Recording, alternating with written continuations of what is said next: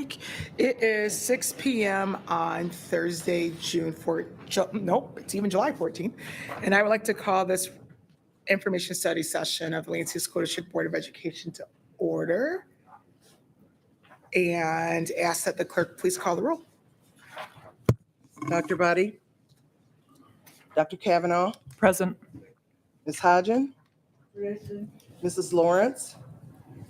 Mrs. Lilji? Here. Mr. Lopez?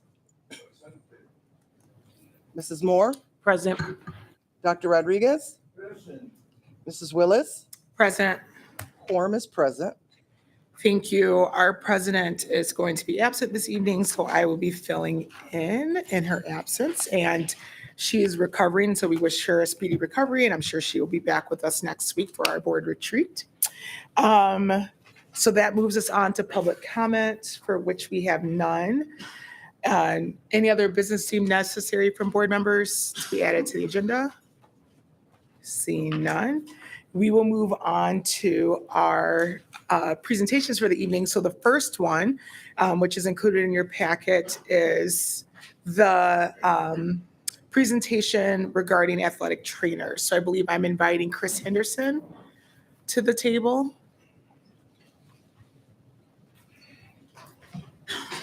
Well, good evening. Thank you for having me.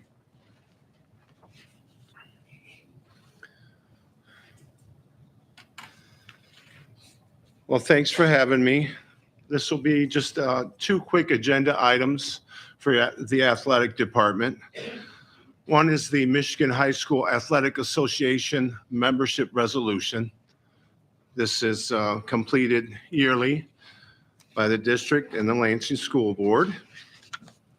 And the second is also a yearly contract agreement with Sparrow Athletic Trainers, who service and provide us with the athletic trainers and health needs of our student athletes. I've also attached for you review just a quick summary of those items.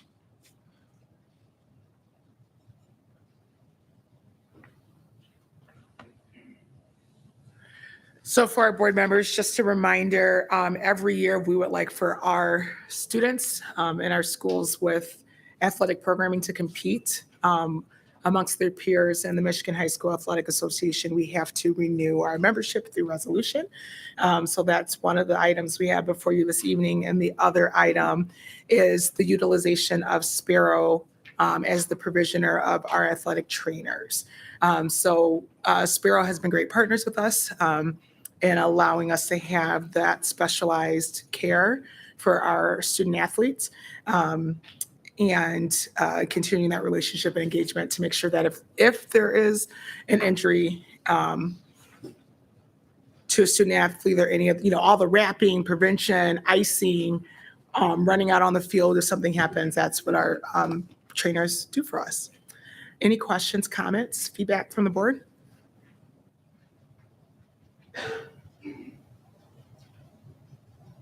Okay, there's no way we're gonna let Mr. Henderson not get asked anything. That's quite all right. That's way too easy. Okay, all right, maybe not. That was pretty good. Thank you. That was easy. Thank you very much. I'm not going to let him to go that way. Okay, thank you. Dr. Rodriguez. Can you explain to us what kind of services do we have during the training? For the Sparrow training, No, for the students when they are training 2 or 3 times during the week, do we have any kind of surveillance or any kind of person or any kind of the services from Sparrow during the exercises? yes, absolutely. Our athletic trainers do a phenomenal job. The description that I have there of the athletic trainer services is a very small summary of what they do. They go above and beyond. Everything from the day-to-day practice schedules, from the release of the students at the bell time. Typically, the high schools and middle schools are 2:30 or so. And they are there through the extended time all the way into the evening, through every practice from all the fall sports. We have 6 to 7 sports, and they are on site at all of the practices. And they assess any injuries. They provide education on prevention injury, hydration. They service our coaches with education on CPR. These athletic trainers are all certified. They did an excellent job with the COVID testing of the athletes that we had in place with our policies this year. We tested over 7,000 student athletes twice a week, or I should say, we tested student athletes, over 7,000 tests within the winter and the spring seasons, which is quite a task. And they kind of facilitated and did a lot of the testing with our athletic directors and assistant athletic directors on site. And they did a great job with that. Great mitigation strategies and working really hard.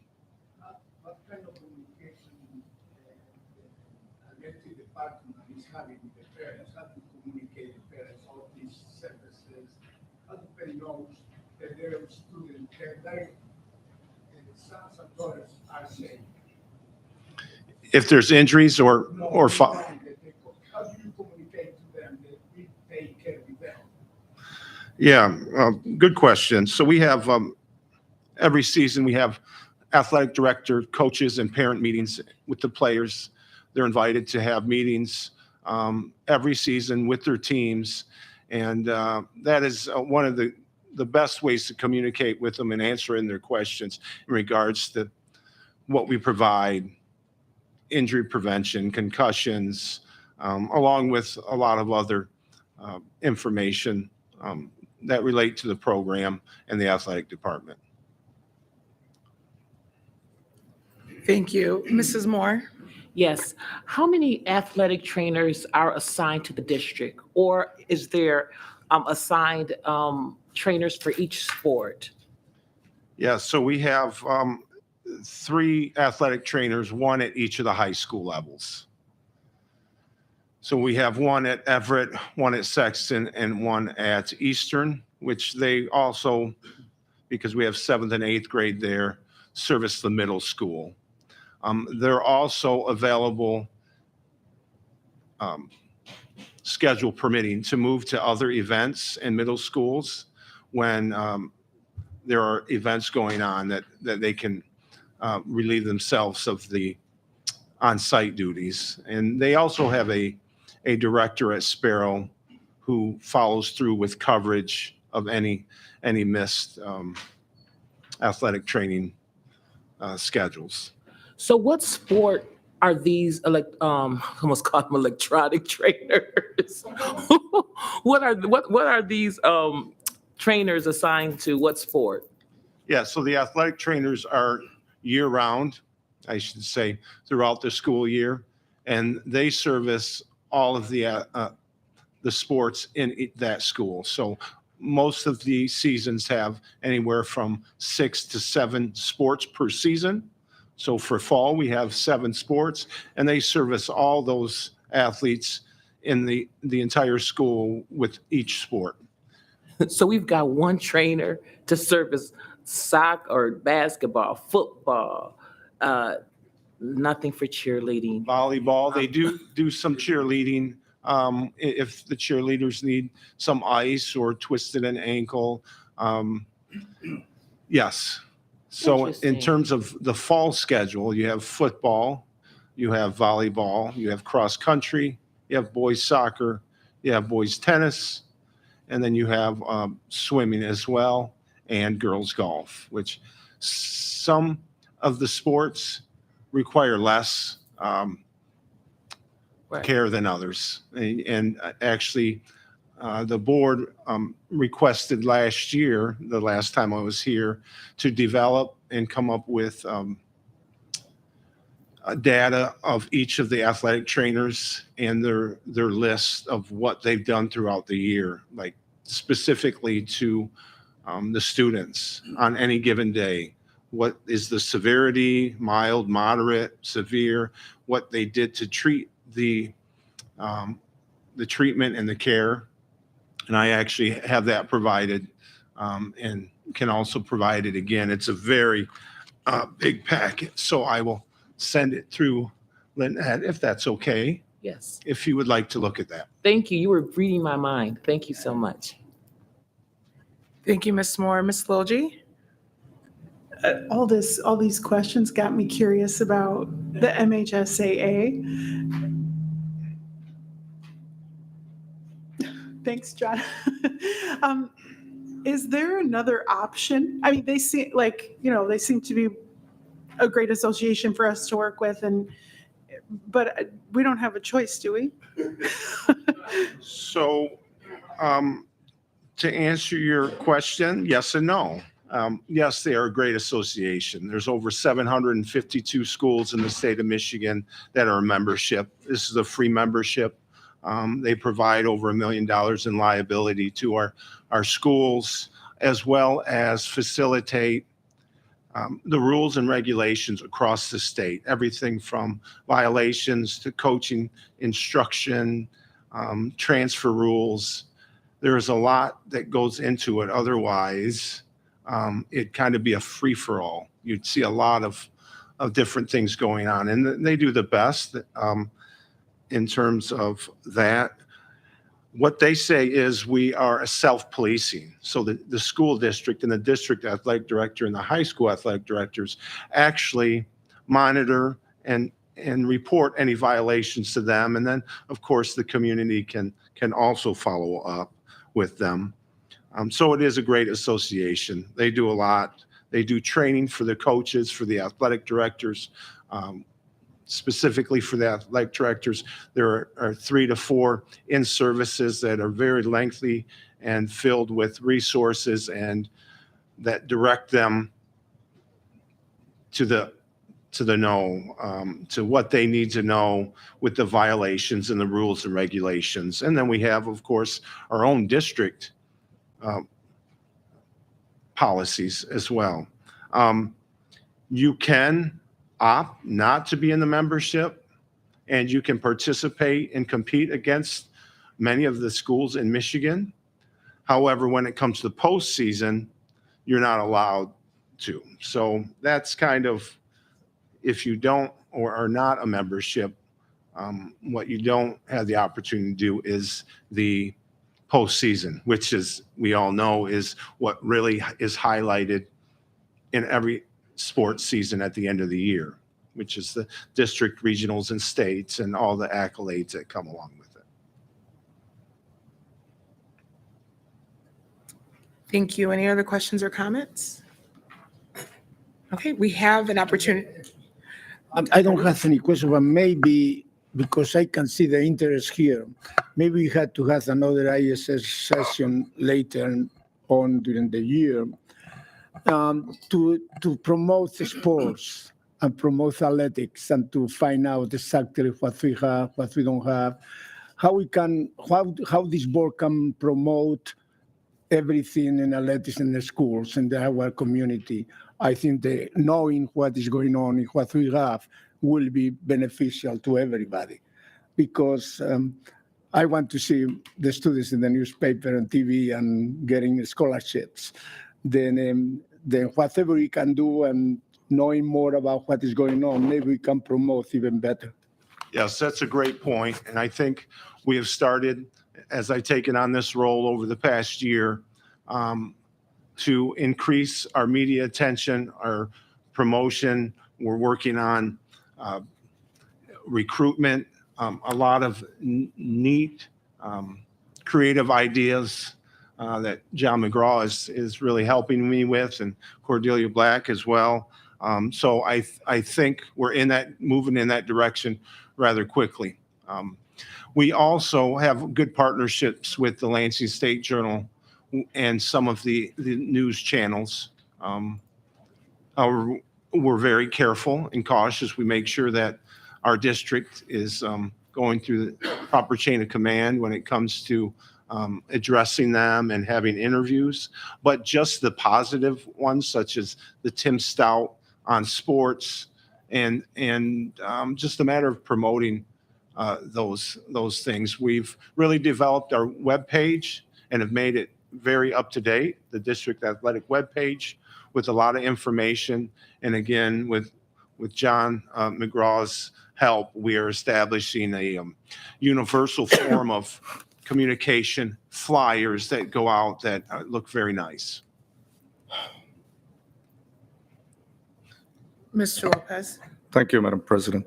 Have they done anything in terms of eligibility, GPA for eligibility to play for students? What is their GPA? In regards to our Yeah. district policy, Well, what is their policy? And MHSA policy, Yeah, so their policy is a minimum, and then every district can adopt, at least have to meet. What's the that minimum? Their minimum is a 1.67. I shouldn't even say there's a GPA for that. I take that back. The MHSA's policy is you must be passing 66% of the previous classes to participate in the following semester.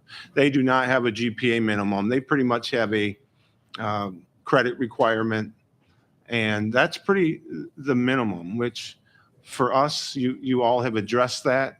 You made it very clear, along with Superintendent Ben, that we wanted to raise the standard and the expectation. We did so.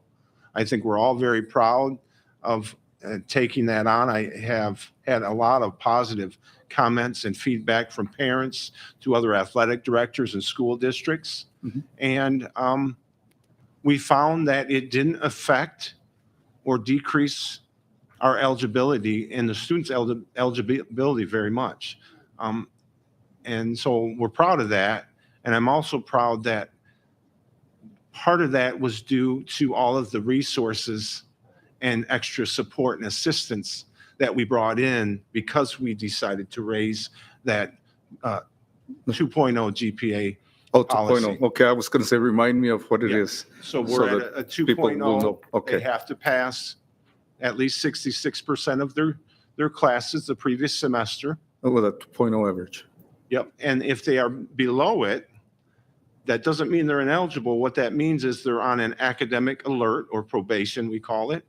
And then they are mandated and required to then attend tutoring, have weekly progress reports, and then maintain their 2.0 weekly to continue that process of playing. If they fall below that, then it becomes a weekly requirement or weekly eligibility check. Thank you. All right, thank you, Dr. Rodriguez. I think that that's a great idea to have just an overview of all of the athletic opportunities that we have within the district. I also know that there's been conversation among board members and the superintendent about expanding our athletic programs, especially in our middle schools.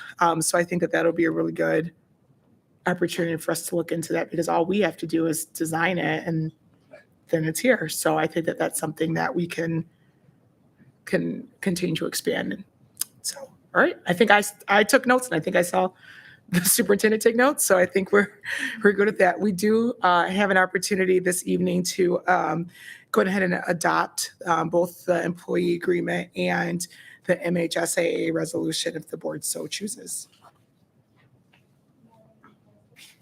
Ms. Logie. May I make a motion that the Board of Education approve the MHSAA resolution and athletic trainers contract as presented? It's been moved by Ms. Logie, supported by Ms. Hodgen. Any other questions or comments? Seeing none, all those in favor signify by saying aye. Aye. Opposed, same sign. Great, the motion passes 8-0. Thank you very much, Mr. Henderson. Thank you. Have a good evening. Thanks. All right, next up this evening is going to be our deep dive into safety and security within the physical plants of our building. I'm gonna offer it over to Mr. Schuldiner, Superintendent Schuldiner, for any preamble, and then I believe we're inviting Ms. Black to present. Fantastic. Thank you so much, We understand how important safety and security is in our lives, of course, but I think certainly over the last year or two, there's been this incredible focus on school safety.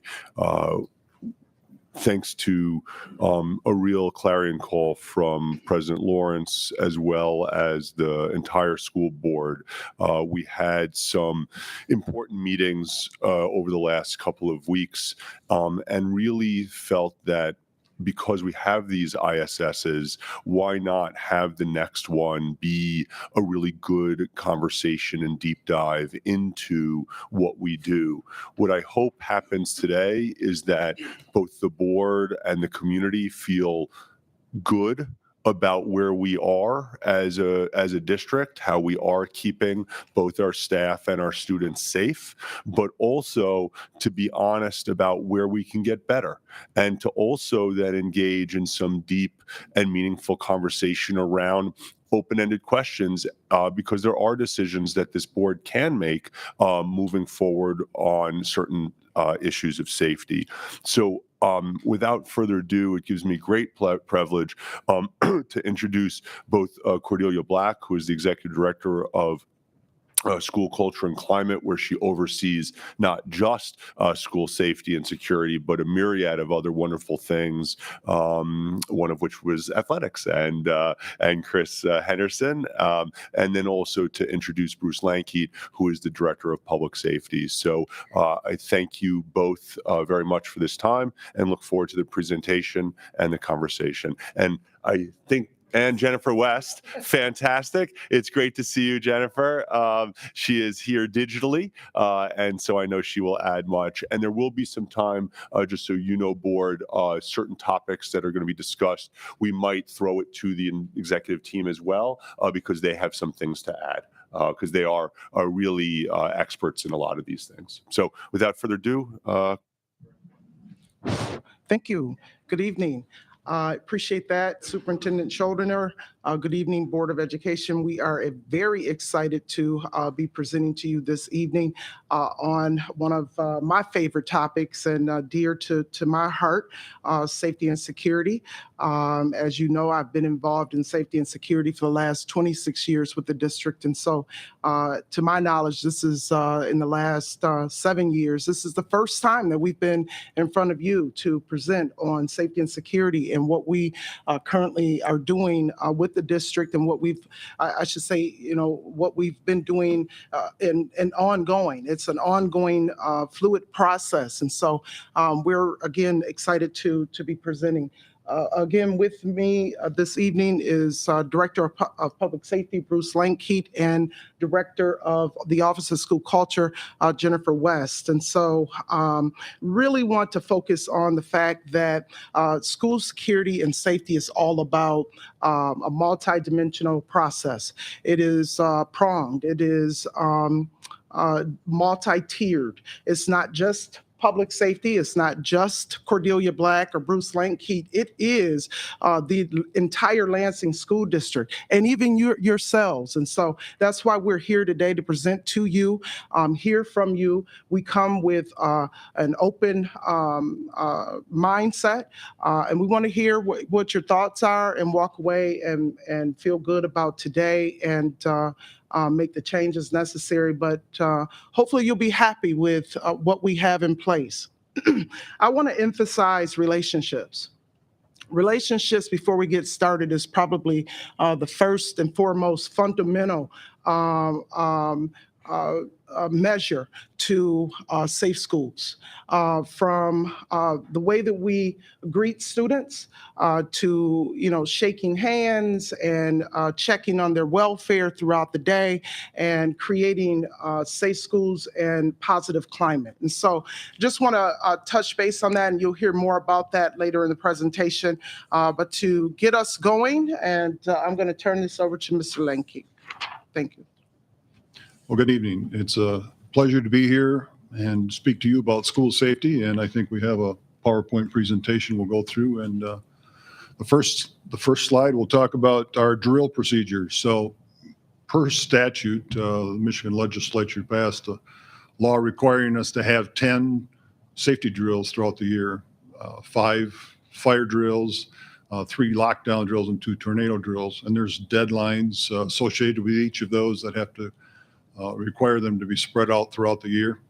When those drills are complete, the completion dates and so forth are put on our website as required by statute. The training of staff currently takes place once a year, usually on a professional development day. They're trained in the lockdown procedures and what to do for the tornado and fire drills as well. The training includes evacuation overview. If it would become necessary to evacuate a building, staff is also trained in that. A little bit about our department. Department of Public Safety is a licensed private security police agency under the Michigan Law Enforcement Standards Commission, MCOLS. It's the same agency that certifies police officers. This is under a different portion of that statute. We've been so certified since 2006. We're one of 14 agencies statewide. I believe there's only one, or perhaps we're the only school that is certified in that manner. Each officer in our department initially completes 96 hours of training to become certified, and then every year receives an additional recertification training of another 24 hours. The training for updates include legal updates, first aid and CPR, topics such as implicit bias, de-escalation training, and many other topics. Our department consists of 21 officers currently, 3 supervisors, and then a central office staff. Most of the officers are assigned to the 3 high schools, with the remaining officers distributed among the early year schools, or excuse me, the middle year schools. 1 supervisor also will be assigned this coming year to make regular stops at the elementary schools. And that person also is our Title IX coordinator for this following year. Overview of duties. We have many things we do as a department. Access control, which is the swipe cards, I think, which all of you have, which allows access into the buildings. We assist with emergencies, emergency response, medical, fire, and other emergencies. And if there's a lockdown, for example, in the building, we assist with that. Also, a lot of non-emergency responses. We do school-related investigations for all kinds of things that happen within the school. And one of the big things we do is community intelligence gathering. That's a vital part of our officers' role. We prevent many potential serious situations because we are able to gather the intelligence from the community and intervene before something can happen. Part of our day-to-day activities is just patrolling the hallways during school day. We interact with students all day long and build those relationships, which is vital. We do a lot of mediation, conflict resolution between the students.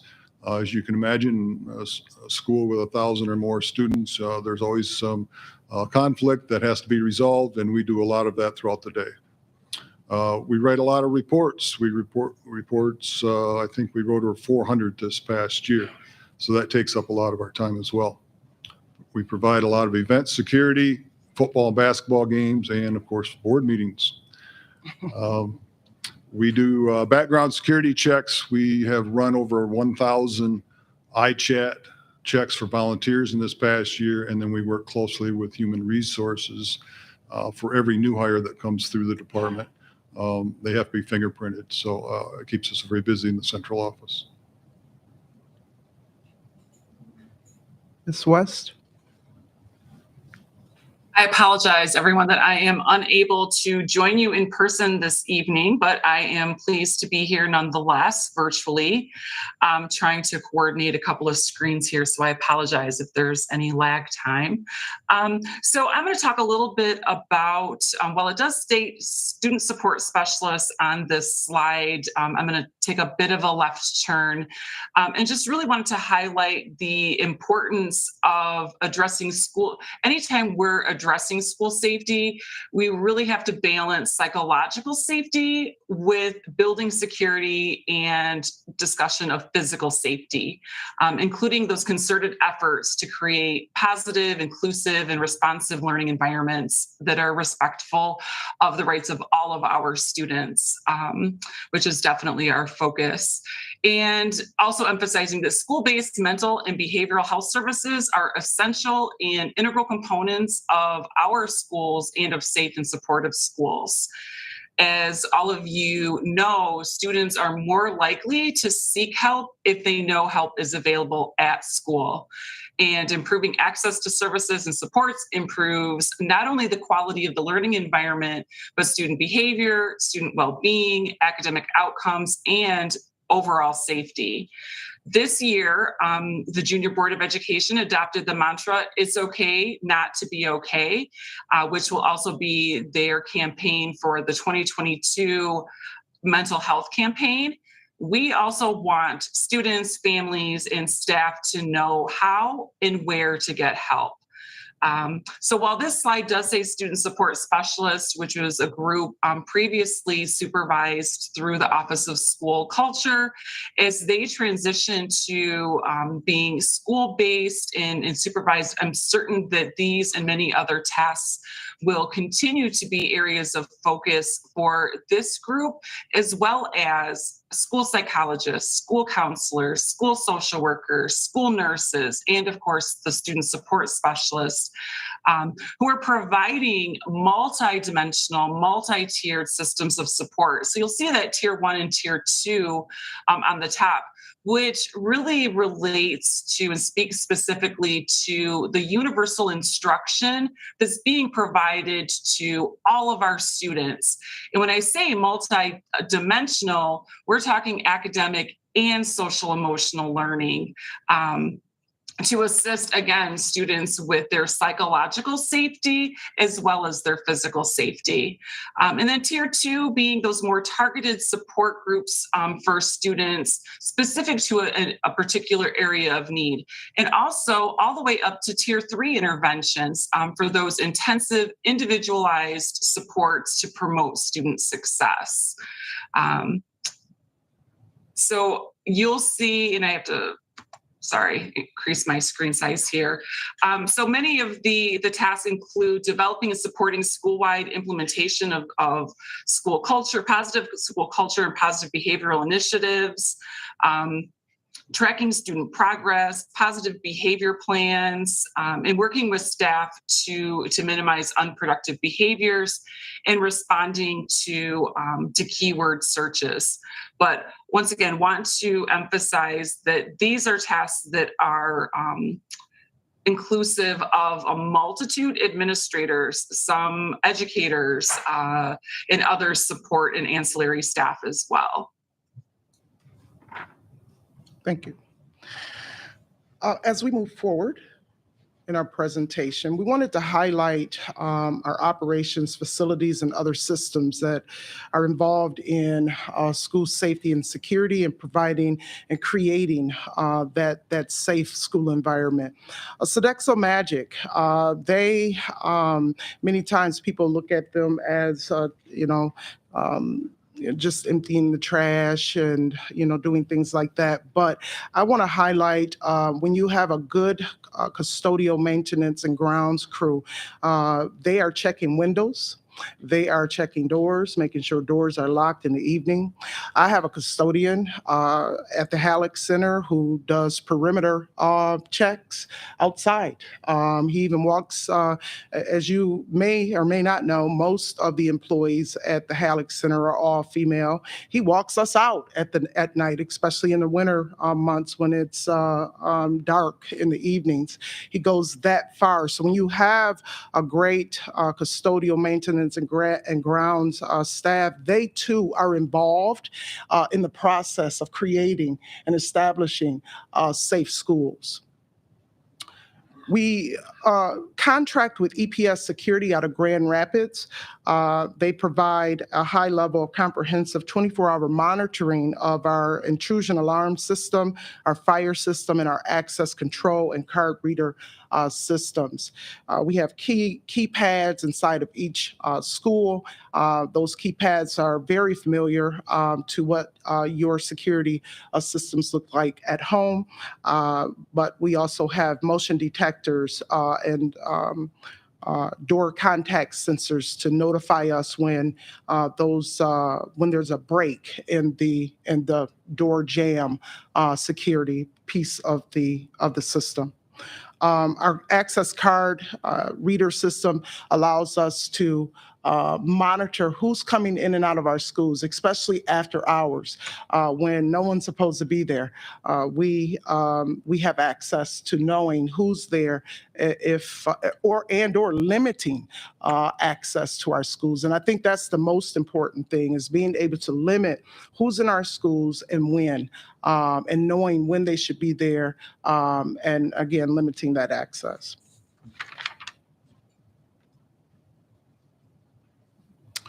School design,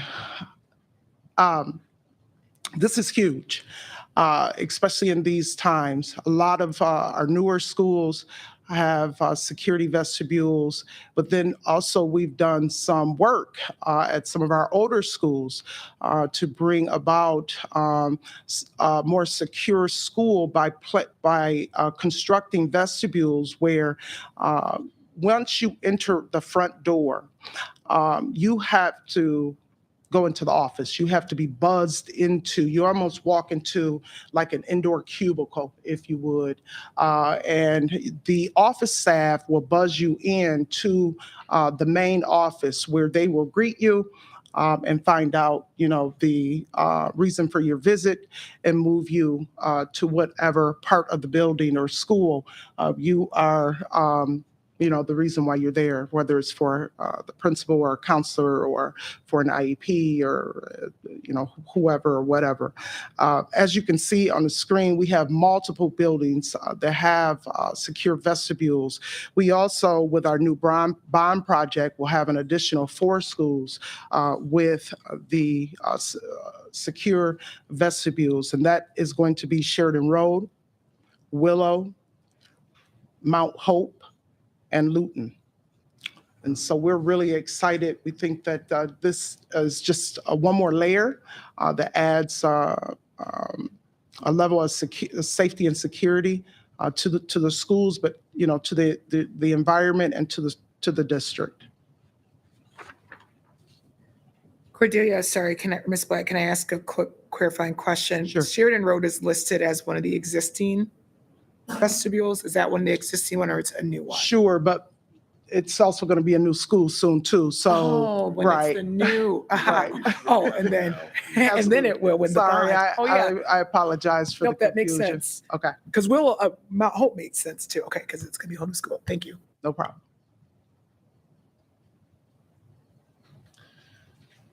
So in the case of an emergency, our communications department in the district does a great job of notifying the parents and families of the situation that's occurring in the school.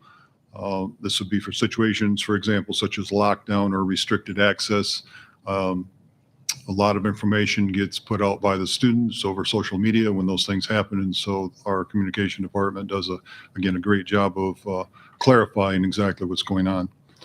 Video surveillance refers to our camera system within the district. The 2017 bond project upgraded our camera system tremendously, not only in number of cameras, but in the quality of the cameras. We have nearly 1,100 cameras district-wide now, and that includes all of our schools and ancillary buildings, both internally and externally. Ms. Black already talked about the intercom system at the schools, at some of the schools. And so I would like to now turn it over to Superintendent Ben Schuldiner, who will tell you about the Access 411 system. Sure. Thanks, Bruce. And, I want to say already, thank you so much for this presentation. I think, the board, you knew all of the things were happening, but just, I think to hear, 1,100 cameras, secure vestibules, I hope we're never going to feel 100% safe. It's a tough time to be alive in this country. But I think that hopefully this is beginning to show you that the district is being very proactive in trying to keep our kids kids safe. And one of the new things that we did this year, as I think all of you know, was bring IDs to our schools. When I first got here, I kind of said, well, what do those kids have? And there's kind of this like blank look. And I said, well, wait a second, you're telling me that high school kids and junior high school kids, what do you have? And they said, well, we have these pictures sometimes and they're from 3 years ago and 4 years ago. And you look at a kid who looks like they're 10 and then you see this 6'4" kid in front of you and you go, who are you? Wait a second. And so I've been really thrilled that we were able to bring an entire new ID system to Lansing. Every child gets an ID with their picture, and with an RFID chip. And what that means is that they can scan into school, they can scan out of school. We're going to have the capacity to scan into lunch. We're going to be working on a capacity to scan in for libraries. For working with Dean, getting on the bus, because safety, when we think about it now, we're thinking, oh my God, school shootings. But the truth is, it's also a 10-year-old getting on the school bus and we not knowing where that child is. And so to be able to have that ID where they can pop into a bus and out of the bus, I mean, I can't tell you, I got more calls to the front office this year of, oh my God, where's my kid? You call Dean, we don't know. And then, of course, what it turned out, the older brother took the kid, right? Just because they forgot to tell their mom, right? And so this ID system, we're really, really proud of. But the other thing it does, and this is a big change for Lansing, and I want to be really clear about this, is that it forces us to use one entryway and one exit. Now, I love the buildings in Lansing. Many of them have multiple entrances and exits and multiple doors, and there's a sense of freedom there. But in this day and age, being able to say, this is how you get into the school, this is how you get out of the school, it increases safety dramatically. But it also allows a principal to meet a kid every day in front of the school saying, hi, good morning, hello. And they can get eyes on that kid because, again, it's not just about the school shooter or the kid it's saying, wow, the kid's got a black eye, maybe something's going on, or, oh, the kid looks a little unkempt, something's going on. And if you have, some of our schools had 5 entrances, 6 entrances, that's not going to work. And so this ID system, which is really quick, just tap, tap, tap, tap, a kid can come in, we can keep eyes on them. And what's nice about this ID system too is it plays happy birthday. When it's the kid's birthday, you can actually plug in, if they were like an athlete and they scored a touchdown, you can do that. But then also you can put in disciplinary action too. If the kid's supposed to be suspended, well, it'll say that so the kid's not even coming into the building, where sadly right now, if a kid isn't supposed to be there, the person at the front won't even know that, right? It'll be somebody in the office or somebody, another teacher. So I'm really proud, and I want to thank the students. I want to thank the parents. I want to thank the staff for rolling this out. We had this up and running with the high schools for about 4 or 5 months. And then the last month, we got it into all of the schools. Now, I appreciate that you might say to yourself, kindergarten kid, first grade kid, what do they need an ID for? But the truth is that kid might need the ID more than anybody because they'll get lost or they're on the bus and you don't know where they are.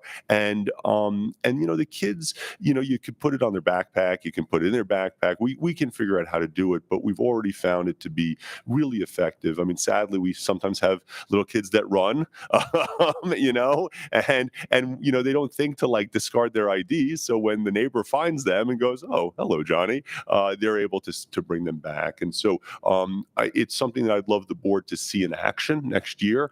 We kind of piloted it this year because we wanted to get our hands wet with it. And now, moving forward, it's good. I think these IDs will be one of the single best things when it comes to safety and security for our district. And I certainly can defer to both Bruce and Cordelia, who's had experience with this as well. But I appreciate Bruce asking me to speak about it because it was definitely something I felt very strongly about. Thank you.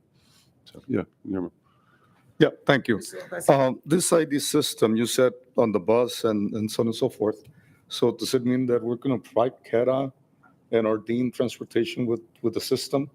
Yeah, so we're actually in a conversation right now with Dean about the basically the hardware that they need. Yeah. And so it would be, and we have to get it approved by the federal transportation because of how buses work. But basically, it would just be when you go in, it would be attached kind of to the bus, and then the kid can just pop it. And we're working with Cattle so that they could do the same with the library, which is really cool. And then the other thing, and not that any of our students would ever cut class and use the wrong lunch period, never. But one of the things that it's also really helpful for is at the high schools where they have 3 or 4 different lunch periods, the kid's going to have to tap in and it'll say, you've got B lunch, not C lunch, get out of here. And so we're working on that as well. So this year was really kind of a pilot. Let's see how it works. It worked really well. And then next year, we're going to try to use all the bells and whistles. So are we going to provide that equipment for the bus companies? Mm-hmm. Yeah, we're working That's with ours, them. so- Yeah. And what's nice is, and to Dean's credit, it's something that they've been looking at as well. They knew about it even before I brought it up to them because they also have to deal with the lost kid and things like that. So the hope is that Dean will pilot it with us, and then if it works out really well, probably other school districts will follow suit. And I don't know, Christina, is there any? This is about okay, great. So. Thank you. Back to Ms. West. Okay, can you pull up the slide? Fantastic, thank you. So I want to talk a little bit about crisis response and mental health, and I'm going to somewhat infuse them together. Each of the schools has a crisis response team, and within the Office of School Culture, we really work to support the school administrator in those building crisis response teams. And how that looks might be entirely different based on the school, based on the administrator, and based on the situation that arises. Sometimes it might be a consultation regarding, can you look over this letter we're going to send out to parents, or it might be providing additional staffing to support in the case, let's say, of the loss of a teacher. Or some other situation that happened in the community that impacts that particular school.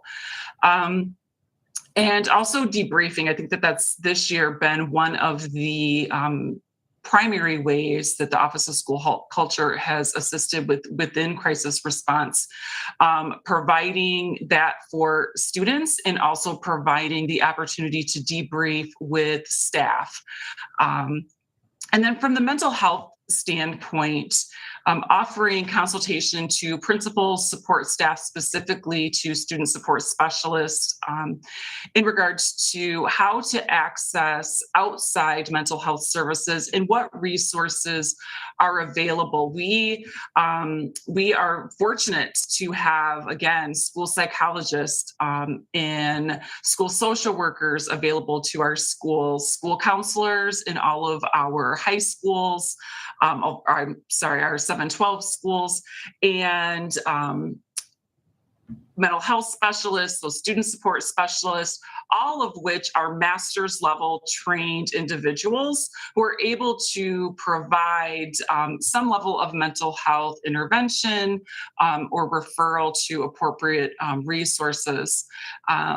We also have partnerships that bring mental health services into our schools. So for instance, community mental health clinicians providing behavioral health services in multiple clinics throughout the district. And then if there happens to be a school without a clinic, even serving students via Zoom, telehealth, and other opportunities so that we can expand the opportunity for students and families to receive much needed mental health services. And it's been such an honor this year to be able, through funding through our STAR grant, to link students and families in collaboration with school staff, primarily administrators, to outside mental health, community-based services. There are times when there has been a death of a parent another tragedy or some other situation that the family has reached out, or there's been a need for some sort of ongoing counseling services. And we have been able to connect those families and really take the approach of directly walking them through that referral process, which can sometimes be daunting to just make that connection yourself. And one of the other things that we have in place in the district related to mental health is securely.com, that is offered in collaboration with the technology department.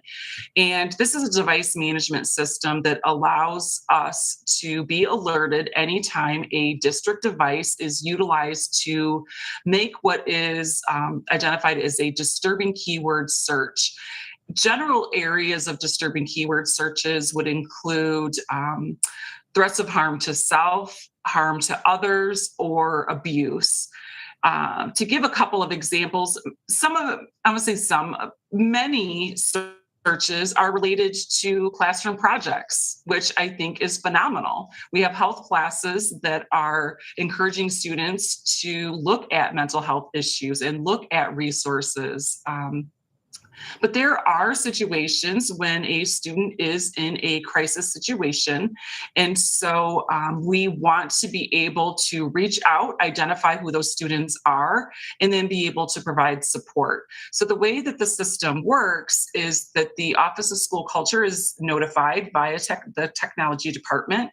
And we then reach out to key identified faculty within the school of attendance of that student whose device has initiated a disturbing keyword search. And so that would be an administrator or the entire administrative team if there's more than one administrator, the student support specialist, might be a school social worker, school counselor, depending upon identified support staff within that school.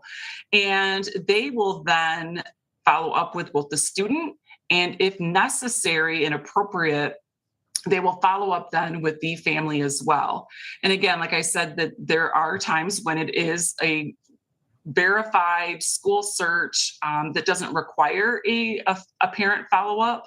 I also this year am knowledgeable of several situations in which and one that comes to mind specifically is an English learner who was really in crisis, and through this this situation and having done this search, was able, with the assistance of school staff, to have a very difficult conversation with their family regarding how they were struggling with some very serious mental health issues. So this year, between November, I like statistics, so between November and May, we had 391 identified searches, disturbing keyword searches.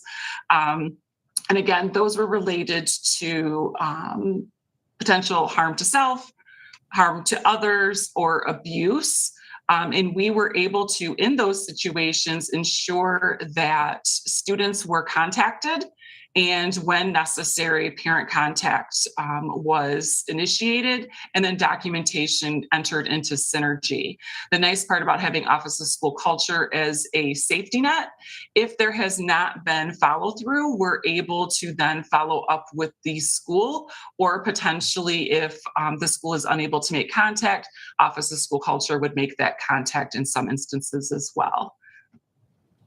So I very much appreciate the opportunity to speak about the Securely program and the community partnerships we have that allow us to serve the mental health needs beyond the outstanding staff that we have employed as school-based mental health professionals. Yeah, Thank you. I just want to add about Securely. I very much appreciate what Jennifer's saying. I want to give you two examples of how it works and how really terrific the Lansing School District was. One was a child, put in some pretty disturbing searches. Now, what we know about child psychology and what we know about self to harm and self to others is typically it doesn't come out of nowhere. right? Is that they're doing these Google searches, they're looking at things. Sadly, when you look at the students and the young adults that have caused violence both to themselves and others, it's not just that they've never thought about it and just 1 second it flips. And by having this securely, it's kind of incredible where we'll get an alert. And this, it happened many times. I mean, 300 and something in terms of the red flags, but the ones that, get to my level get pretty severe. And, the child really was thinking about harming themselves. And what was incredible was the amount of services we could then immediately provide with counselors, with the hard conversation with the parent, because the kid wasn't talking to the parent. And so the idea that we could work with the parents and the kids and the social workers and the guidance counselors, and we got that child help. And the child's doing better. And it was only because of this software and because we were able to act so quickly. And, look, can we help all children? Can we get kids to stop being sad? No, right? The world is a heavy place. But the idea that we have such a strong wraparound services gives me a lot of solace, because when you see what happens in other school districts, typically it's, we didn't know, or, we knew, but we didn't do anything. When we see those things, it happens immediately. And then one that's kind of a little bit funny, but we can show you just how serious we take this, is a child did a search for an IED. If you know what that is, it's an improvised explosion device, i.e. it's roadside bombs. So, my God, right? You immediately go, holy schmoly, let's go talk to this kid. Well, it turns out that it was just a typo, and they meant to type IUD, birth control. But the idea that we were able to go to the kid, have a great conversation, then talk about birth control, and then talk about health, and talk about whatever, it just shows you how powerful these tools can be.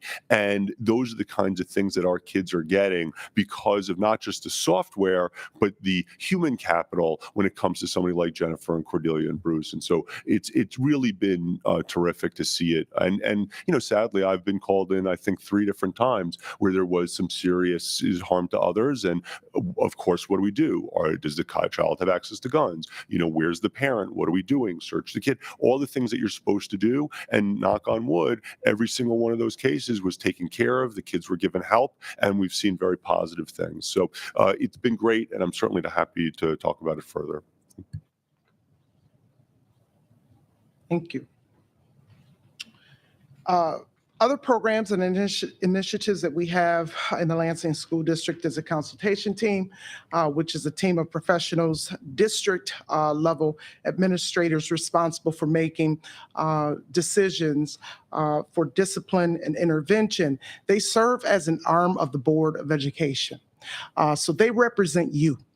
And so because they represent you, I always make sure that I am selecting the best person that can make sound decisions for students. The goal is always wrapping around students and families, seeking out the best interventions possible so that students have an opportunity to, number one, learn from their mistake and grow and get back into school as soon as possible. So really taking, facilitating the consultation team. Let me back up. The consultation team meets weekly, every Tuesday, where we review a plethora of data from social to academics to attendance to family life and environment, and how we can best wrap around that student. What do they have? What are their strengths? We really want to focus on their strengths, but then also support them where they feel like they need to be supported, and try to get that student back to school as soon as possible. The students that our consultation team meets with are students who are out of school for violations that are considered to be expellable. And so they would fall in the range of major violations for things such as assault to staff, arson, weapons, and sexual assault. And so those are the situations that our consultation team would meet with student and families for. We also have our student handbook that we review and make edits to every year. I'll be sitting right back in front of you next month, asking for your blessing on moving that handbook forward for next school year. But really, what it does is it provides a framework for students, expectations, their rights, even.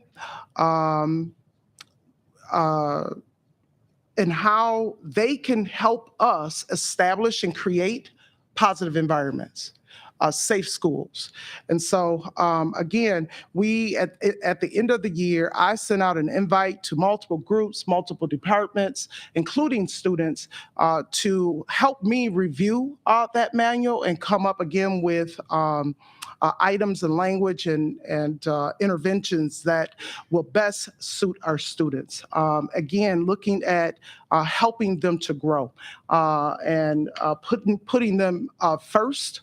And so that's pretty much what our student handbook allows our administrators to do. It is really the Bible for intervention for our students. Community partners that help us with creating safe environments and safe schools. Of course, we've had a long-standing relationship with the Lansing School District. We are working on strengthening that relationship and really helping to bring focus to police presence in schools and what that should look like versus police presence in streets and street policing.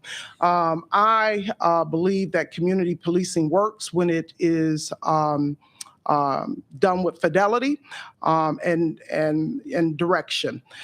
They also assist us with felony crime response. We have to report by law any felony crimes that occur on a school district campus to local law enforcement, and so we do that. They assist with emergency and investigative assistance. Again, for felony crime responses, and then law enforcement consultation.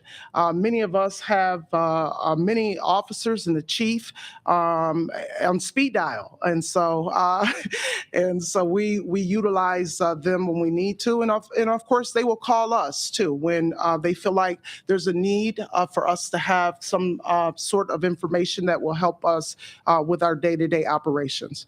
Resolution Services is another community partner that we partner with, where they provide restorative justice. They provide actually facilitators to our schools that assist our students with restorative justice practices. Child and family charities and community mental health, we also partner with them for mental health services, behavioral health services. We also do professional development. We have done professional development over the last year in regards to trauma-informed best practices and suicide prevention. We have also partnered with the Ingham County Courts for many, many years, Family and Juvenile Division around attendance intervention. We met with one of their court administrators just a month ago to kind of reestablish our relationship with them and really get a good understanding of the services that they provide so that, you know, our main thing is that we don't want to send our kids to you for intervention and you're coming from or responding from a punitive perspective. So we really wanted to understand what services they provided to our students so it would allow us to be more comfortable referring students to their programming for attendance intervention and for other situations when necessary.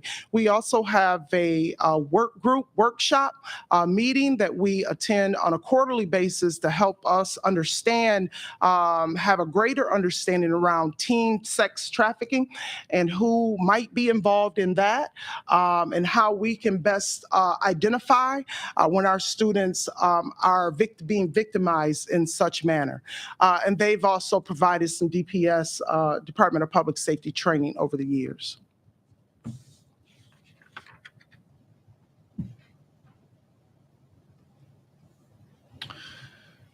We recently applied for a Stop School Violence grant through the U.S. Department of Justice.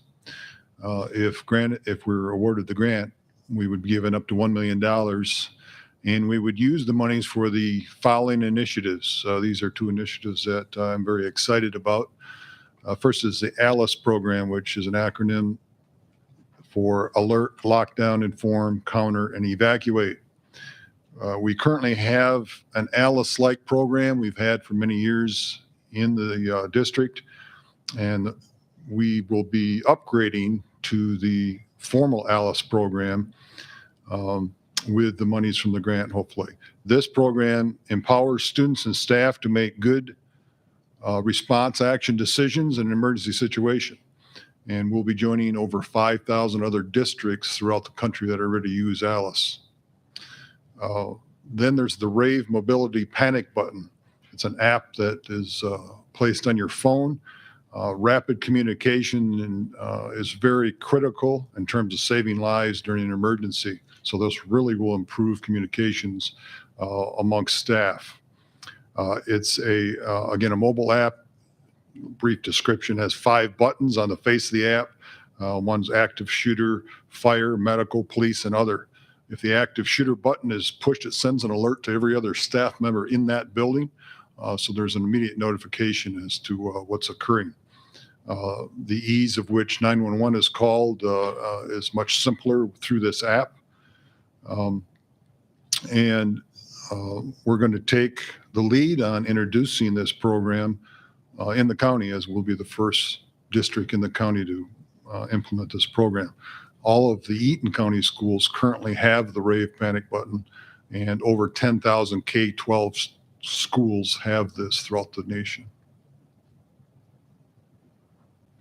And while I'm equally excited about those two, I'm going to highlight the other two priority focuses for the proposal that was submitted.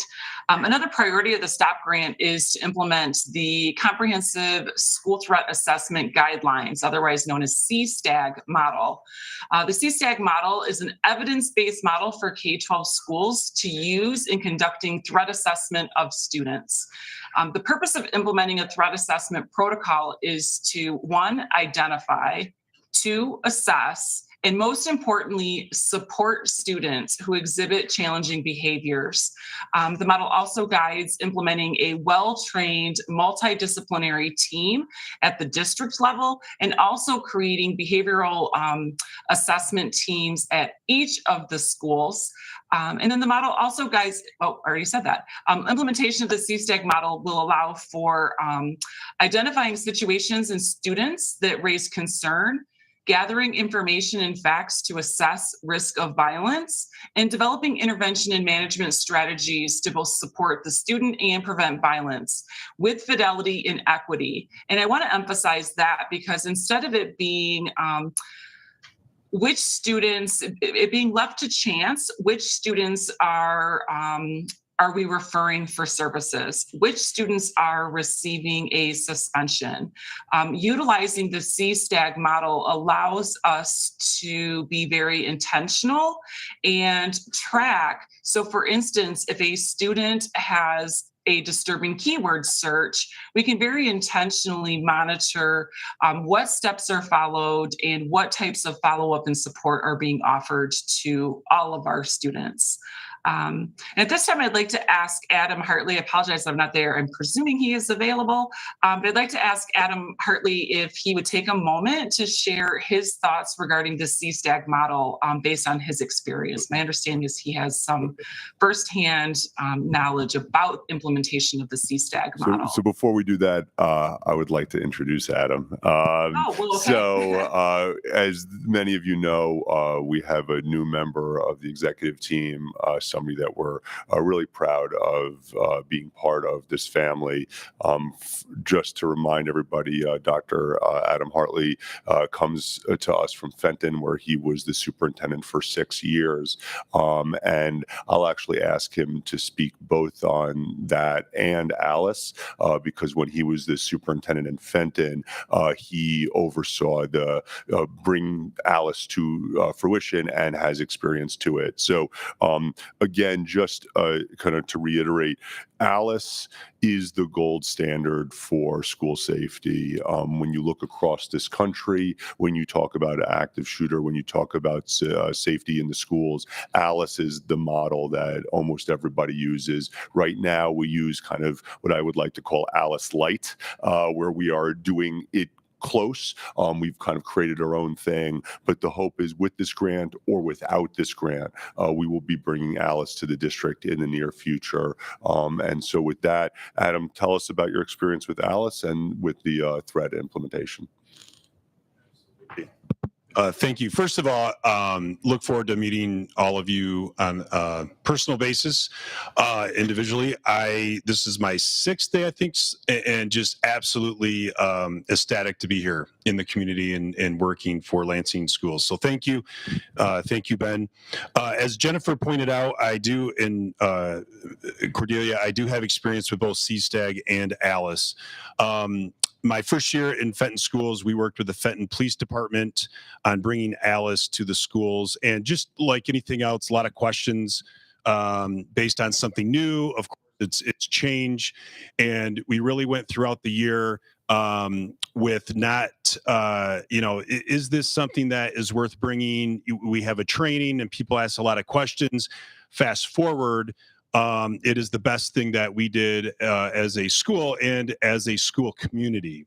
Working side by side with the law enforcement and, of course, the security department here in Lansing. And Jennifer hit the magic word as being intentional. So it's the amount of buildings that are in the school district, the amount of students, the amount of families, knowing exactly what the steps we must take if there's a threat.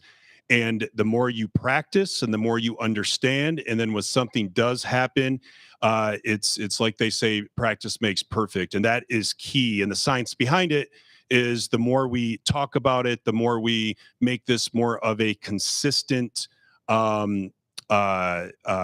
program, then our students and our teachers are going to feel safer because they're going to know they have tools in their toolbox.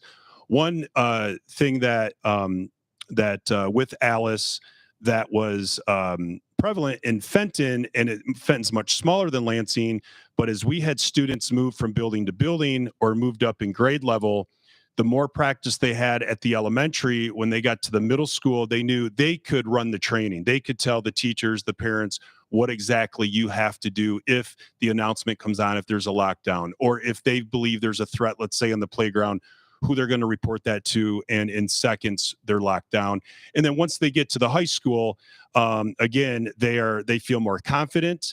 The surveys that we sent our parents, the students, the community, the police department, just felt more safe, felt more confident that they knew exactly what to do if something were to happen. So Alice is absolutely, as Ben said, the gold standard.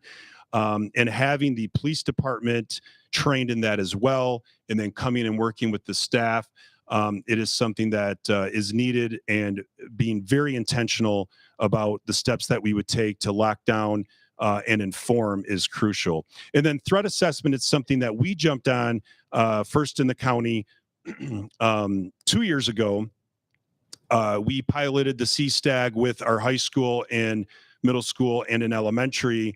And then last year we had everybody trained in this. And Jennifer and Cordelia hit on this, but when you have administrators and teachers and mental health experts, and then anytime law enforcement had to be involved as well, sitting down and actually talking about what had occurred, the student's background, the student's family life, what had happened, interviewing that student, and going down a scientific proven checklist, and then being able to talk about, was this a serious threat? Was this a threat that we then now have to take a step further?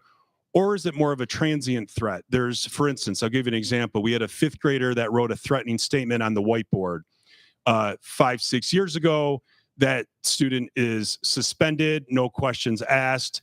And sure, there may be some things when that student comes back that just would normally bring him or her back as far as meet with the counselor and so on. With CSTAG, before that student, it's determined whether that student is suspended or not.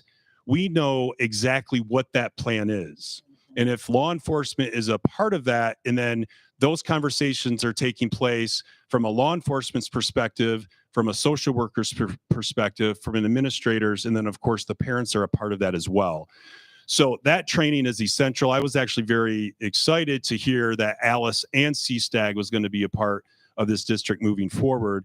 And what you'll find and see going through the CSTAG training, they will show you the statistics that most of the threats are not in a serious nature. Now, all threats are serious. I don't mean to lessen that, but most students are not looking to actually act. Most students they're frustrated, they're angry, things come out of their mouth, they're writing things down. And what the CSTAG process allows the school community, school staff to do is determine what's the why behind that threat, what's the why behind that student's frustration, and then get them the mental health support and other supports that are needed to move forward. Thank you, Adam. And just to put the kind of the pin in it, sometimes school districts, when they use discipline, use it as a blunt object. Child does something, let's suspend. That's not the way that we should act. We need to act with care and humanity and understanding. And so with these threat assessments, what rather you do is you can say, wow, maybe this is a call for help. Or maybe this is just an angry and frustrated kid that one day. You don't necessarily need to bring in the police. You don't necessarily need to bring in the heavy hand of the law. And what's nice is it gives us kind of scientifically backed research on when you can do that. I mean, this year, you probably remember, there have been more than once somebody wrote in the girls' bathroom at one of our high schools that they were going to do something not so great. Well, we were able to do kind of a threat assessment on that and deemed, of course, that the school was not in danger and the kids were not in danger, but that it was a child that was kind of asking for help and had an issue with one other child. So these kinds of structures will allow us to really help the students and then know if it is a serious threat, my goodness, we are ready to act so that we can make sure that the schools are protected. So thank you, Adam. I'll turn it back over to Cordelia. Yeah, and I just want to say thanks, Ben, for saying that, because I really want to emphasize that over the years, it's not that we have not responded. We have responded. Just not with an official threat assessment process, okay? But thank goodness, because we have phenomenal staff that care, right? That care about the Lansing School District, that care about our students. We've gone above and beyond. There were times when I remember I was at Eastern High School at midnight with K-9 units from LPD because someone wrote on the wall. And I mean, I was there until 2 and 3 o'clock in the morning while we did run-throughs to make sure that that school was safe enough to bring students in the very next day. So those are the kinds of things that we've done, that Bruce and his team is currently doing and will continue to do. Even with this model in place, we will still go above and beyond. So thank you. Jennifer, I think you have one more point, and then I promise you, we're going to be wrapping this up soon. Yeah, so one last point, and something that Superintendent Schuldner mentioned that really resonated with me is about structure. And I think that my last talking point being ongoing professional development, it really is about building and enhancing the infrastructure we have in place. We're doing so many amazing things to ensure safe schools for our students, not just physically safe, but psychologically in all realms. But our hope is, and one of our other priorities in what we wrote into the STOP grant, is offering ongoing targeted professional development that addresses school climate and safety, positive behavior, and then that critical portion of crisis prevention, preparedness, and response that is definitely at the forefront, not just for staff, but for students, for ancillary staff, meaning our custodial staff, our cafeteria staff, our bus drivers, for our parents, for our caregivers as well. And so the STOP grant will allow us to provide not only continue, but then to expand, our ability to provide the skill development and training on personal safety skills, youth mental health first aid, early identification and appropriate referral processes for students in crisis, as well as suicide prevention. And this would be provided through an unlimited online portal for those who like the online virtual process, but also in community partnership to provide for live training opportunities as well. And my last statement is, while we will not receive notification of our award until this fall, I'm excited to reinforce what the superintendent has indicated, that the Lansing School District is committed to moving forward with these important initiatives, regardless of whether we receive the award or not. So with that, I will turn it over to Cordelia. Thank you. Okay, so I promised that we will be wrapping this up soon. And here we are. We've heard a lot tonight about all kinds of initiatives, programs, partnerships, technology, and technology is growing and evolving every day. You would be amazed at how many vendor emails I receive on a daily basis about this program and this platform and this, school safety initiative. And please join Miss Black. And it's almost like spam and to the point where it's on the verge of harassment. But I say all of that to say that everything is on the table. And it should be for consideration. I have a list of possible opportunities on the screen that we could consider, we can talk about. Those of you that have been around long enough, you know that we had a K-9 unit. We had a K-9 unit for over 30 years. We could talk about that and consider that option. We could talk about reestablishing the school resource officer program. Adequate window blinds, that's a cheap one. We could do that one easily. And so again, those are opportunities for you to take a look at. But more importantly, what are your thoughts on everything that we've shared? Before I take questions, though, I really would like to turn this back over to our superintendent to kind of give us a wrap up, and then we'll take any question you would like. I know that since he's been here, I just want to say thank you publicly to you, Superintendent Schuldiner, for your interest in helping us create safe schools and bring about and just begin having conversations really about this so that we can continue the work that we've already done. So thank you. Oh, no, thank you. That means a lot to me, Cordelia. Thank you. I mean, you all know I come from the largest school district in the country, 1.1 million kids in 1,700 schools. You can imagine that safety is always on top of mind. And so, coming here, I have to say I was very happy and very impressed with kind of the level of care, but also the level of relationship with the community. One of the hardest things about New York was that you didn't really know everybody. everybody and you didn't know the community. And so now here, I think we have a really wonderful opportunity. And I will tell you, one of the major reasons why we haven't had some huge problems this year that some other school districts have is because of what Cordelia started off with, which is the relationships. I mean, when stuff went down in Everett, I'm an outsider. How in the world would I have known where to go and what to do to put that place, so that we could be safe? It's because very important people trusted me very early on and said, Ben, you need to talk to this kid. Can you talk to this kid? Can you be in this classroom? And, of course, I will always do that. But it highlights the fact that our community cares deeply and knows, and we need to trust in the technology, but more importantly, we need to trust in the people.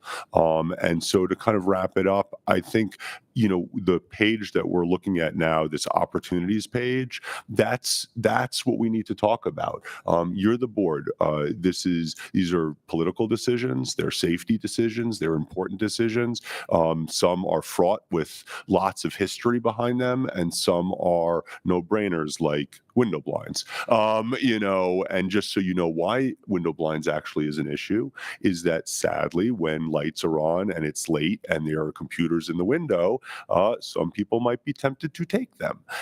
It's just little things like that we can work on as a large system and structure of how do we fix things. And so, mental health staffing, metal detectors, school resource officers, K-9 units, vulnerability assessments, additional training time, all of those can be good if done well. But I defer really to the board for some of these, because this is something that we all have to be on board with together, and they have to be done well. I've seen, additional training time be a complete waste of time, and I've seen additional training time be incredibly wonderful. So thank you to Cordelia and Bruce and and Jennifer. Thank you to Adam, and certainly I'm turn it back over and let's have a conversation. Thank you. We'll take questions. Thank you. Dr. Body? Good evening. Thank you for the presentation. I have my couple questions. First one's super easy. The ID cards that the kids have, do they, like mine in the hospital, do they open and shut? Do they unlock doors, or is it just like knowing where they are? So there are two kinds of IDs. The ones that the children have do not open doors. These are just informational. The IDs that the adults have open up doors. And then corollary to that, before I move on to the second point, can you then use those IDs to help enhance attendance taking? Yeah, actually, one of the great positive externalities from that is it will help us with attendance both in the school and in class. We're not there yet, but we can actually have kids tap into classrooms, tap into lunch. But yeah, it will be hugely beneficial to attendance. Absolutely. Thank you. And then the second one, which might be a little bit not as easy, I was sort of like biding my time waiting to ask, and it showed up on the last slide.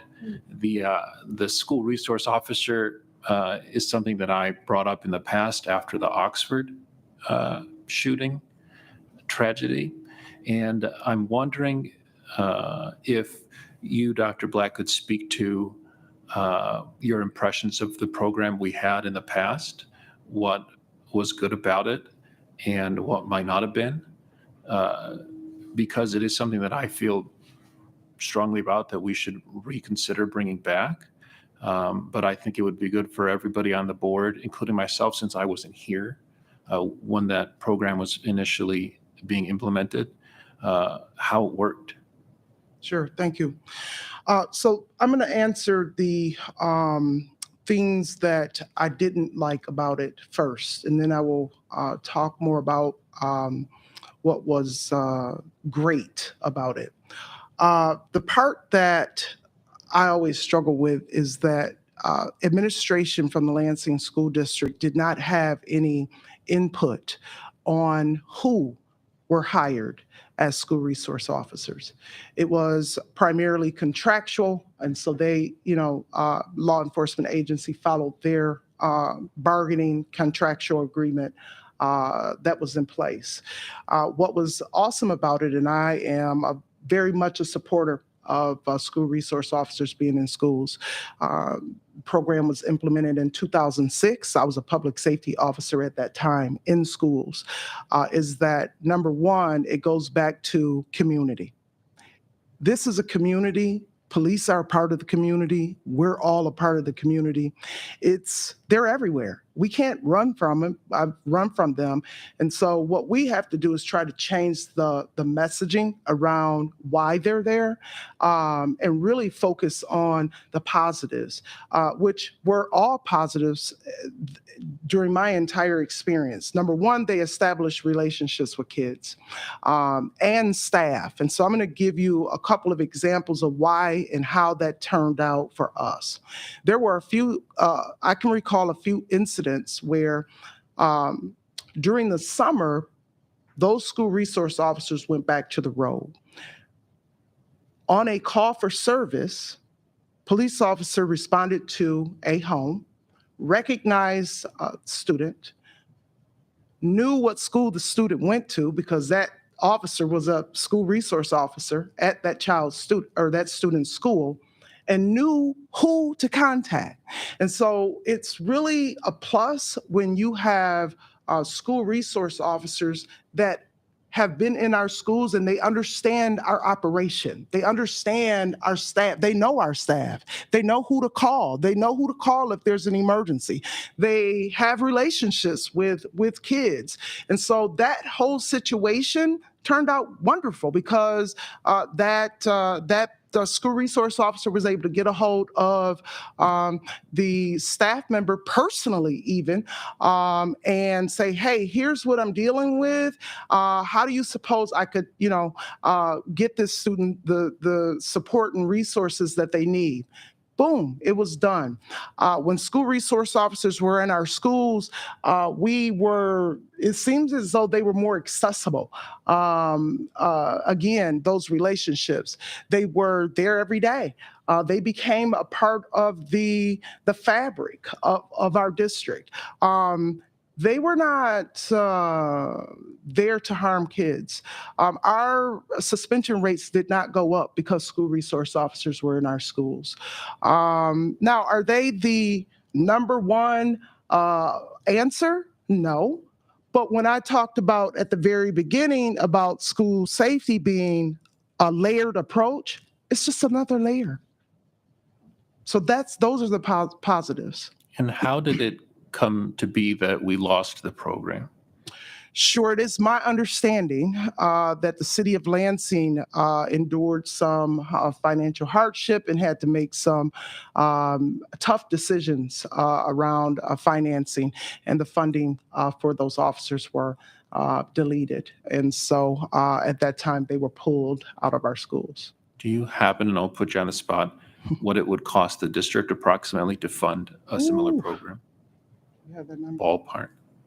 I do not have Just be a guess, 150, 200,000 a person. per person. And that's with benefits and so forth. Yeah. I mean, if the decision is to go forward with SROs for the school district, we definitely have a commitment from the city that we would split. But the typical answer would be, as Bruce said, it's about 150, 200 per person because you would be covering the benefits as well. So if we were thinking, and again, depending on what the idea is, if it's one per high school, you're probably looking at about $500,000 total. And then there's conversations about equipment and time and staff and overtime, but that would be it if the premise was one per high school. Thank you. And Superintendent Sheridan, you really bring up a really good point. We use the same officers for football games, for basketball games. So if they're good enough to be at those events, that's the rest. You know the rest of the story. I know this is it's technically an ISS. I don't know if there's minutes, but I want it on the record, if there are any minutes, that I very much support the idea of this and reinstating it, and that I think it would be money well spent. Thank you. Thank you. Dr. Kavanaugh? Hi, I have a few questions. Dr. Black or Adam, I'm not sure who's best to answer. Some of them are about CSTAG. I'm not familiar with that as an actuarial tool. So I just want to clarify. First of all, would all exclusionary discipline decisions be made using that actuarial tool? So suspensions, expulsions, no. No, possible threats. Okay. Threats. So Which we're may talking result in exclusionary discipline actions? could, but again, as and I'm sorry, I did not know that you were a doctor. I really apologize for that. That kind of caught me off guard. But as Dr. Hartley explained, there's a process that you go through. Okay, so to me, the way that I look at it is, I would want to enter that process without any bias, right? So let's go through the process and let's get to the end and let it tell us what we need to be doing, whether it is wrapping around from a community mental health perspective and or are we going down the track of discipline? So it just really depends. It's the same situation that we would typically deal with when we're dealing with a mental health situation. So a lot of times the Office of School Culture becomes a we consult with the principals on disciplinary issues that they think might be discipline because they've exhausted all of their resources. They'll call us and, and as we walk through it and we bring parents in and we wrap around families, we determine, okay, this is something else. This is not a discipline situation. We need to link this family and students with additional resources. Sure. And did I also understand correct? Oh, sorry, go ahead. No, I was going to just add one thing that it would be my hope that as administrators in schools become more fluid and familiar, while CSTAG will not be utilized outside of behavioral threat assessment, that the practice of looking at a situation in totality, not to say that that doesn't happen now, but when exclusionary discipline is being considered for non-behavioral threat assessment situations, that perhaps that process would come into play, not CSTAG specifically, but looking at alternative interventions. So I think that that's something to certainly call into the realm of possibility without using CSTAG per se. One thing I'd add is my experience with threat assessment programs like this is it actually leads to a lot less suspensions because I think sadly a lot of schools see something and go, my God, just suspend them. And it gives them a tool to start to say, oh, maybe this isn't about behavior. My real hope, and I'll defer to you, Adam, because you've really used CSTAG. I've used other threat assessment stuff, is it gives the principal kind of clarity to not suspend the kid, which is certainly my hope. But again, how CSTAG itself works, I would defer to you, Adam. Yeah, and actually, part of that training is really identifying the my words, not CSTAGs, but the major threats and the not so major. And so there's actually questions that if you answer yes or no to, it will say, okay, you're not running through the threat assessment, and you put it aside, and then you handle that how you may, just a kind of a minor infraction. But what Ben had pointed out is it is again getting a team together and identifying the result. Now I will say, just from my experience, the major discipline issues, they may have been suspended, they may have been taken out of school for whatever reason, but less time, because it was really thought out, it was really planned, and then there was a plan to bring them back, and people were prepared when they came back. So, kind of the olden days, 3 days, 10 days. Okay. Oh, you did it again. You're out for 15 days. This is very intentional about, okay, this student needs to go home today, but tomorrow, we're going to have the school psychologist here. We're going to have the social worker. The teacher's going to come in 10 minutes early. We're going to have a re-engagement meeting. The action plan, the behavior plan is going to be communicated, and then students going back to class. So it's just very systematic and intentional. Okay, second question also to do with CSTAG. Does that include both static and dynamic risk factors? So by what I mean by that is the actuarial tool, does it look at things that the kid is able to change as well as things that the kid is not able to change? Yes, so it does it kind of that whole picture, whole child. Mhm. And then there's students that more than one threat assessment. And so what's nice about it is you start building, trend data, so to speak. So if you have a student in 4th grade and now that student's in 6th grade, you go back and we can look at where were we successful? Where do we have to put more support in? So that is all taken into consideration. Yes. Okay, great, thank you. And then last question. So we brought up school resource officers. I, as a juvenile justice researcher, based on just an avalanche of meta-analytic data that suggests that school resource officers have no impact on safety. Obviously, every community is different, but we have a great opportunity here because it sounds like from what you're saying, we have pre, during, and post information that we could tap to empirically answer that question. Is there a way for us to know if schools became safer or less safe before, during, and after the school resource officers were in Lansing schools? We can look at our data. Yeah, sure, absolutely. We also can tap into some anecdotal data from our principals and other staff members inside of our schools. So absolutely, we can. So the data that I'm speaking of would be our referral data that would allude to that. Okay, and additionally, I just kind of want to say something about school resource officers, which is there's a lot of evidence that using school resource officers increases the likelihood of disproportionate minority contact, which I know is already a major concern in Lansing schools. And so I think that's something that we really need to attend to in that conversation. Again, that's something that's difficult to operationalize, but it would be great if we could also get some information about the proportion of students by race and ethnicity who face disciplinary action by school resource officers. That I think would be a helpful way to look at that if that's possible. Our school resource officers had nothing to do, zero to do with student discipline. They did not handle discipline in the Lansing School District at all. Okay. At all. So we can have further conversation. I just wanted to, share that with you. But they were not involved in our disciplinary process. They never referred students to the office.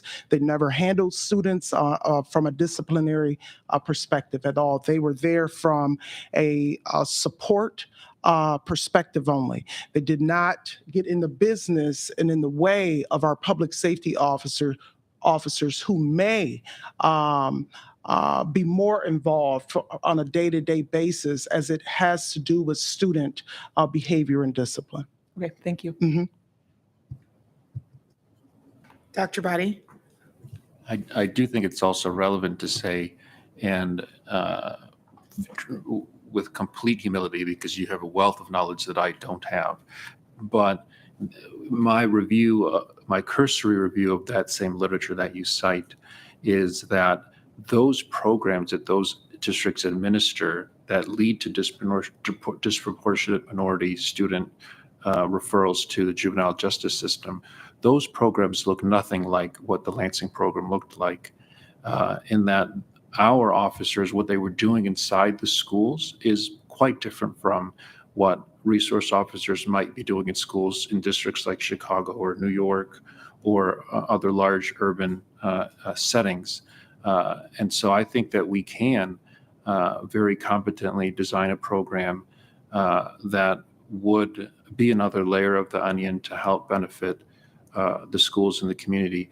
I mean, we're talking about things like, for example, these resource officers like teaching classes, leading group conversations with students about various topics related to safety. I mean, that's the kind of resource that I think we had from my conversations with folks who were here before and the police chief who was here before, which I think is quite different from what you might find in other places that might not do this so well. Thank you, Dr. Kavanaugh. And then I want to get to Mr. Lopez because we do have a lawyer that we're paying by the hour sitting in the back of the room that I want to make sure we get to as well.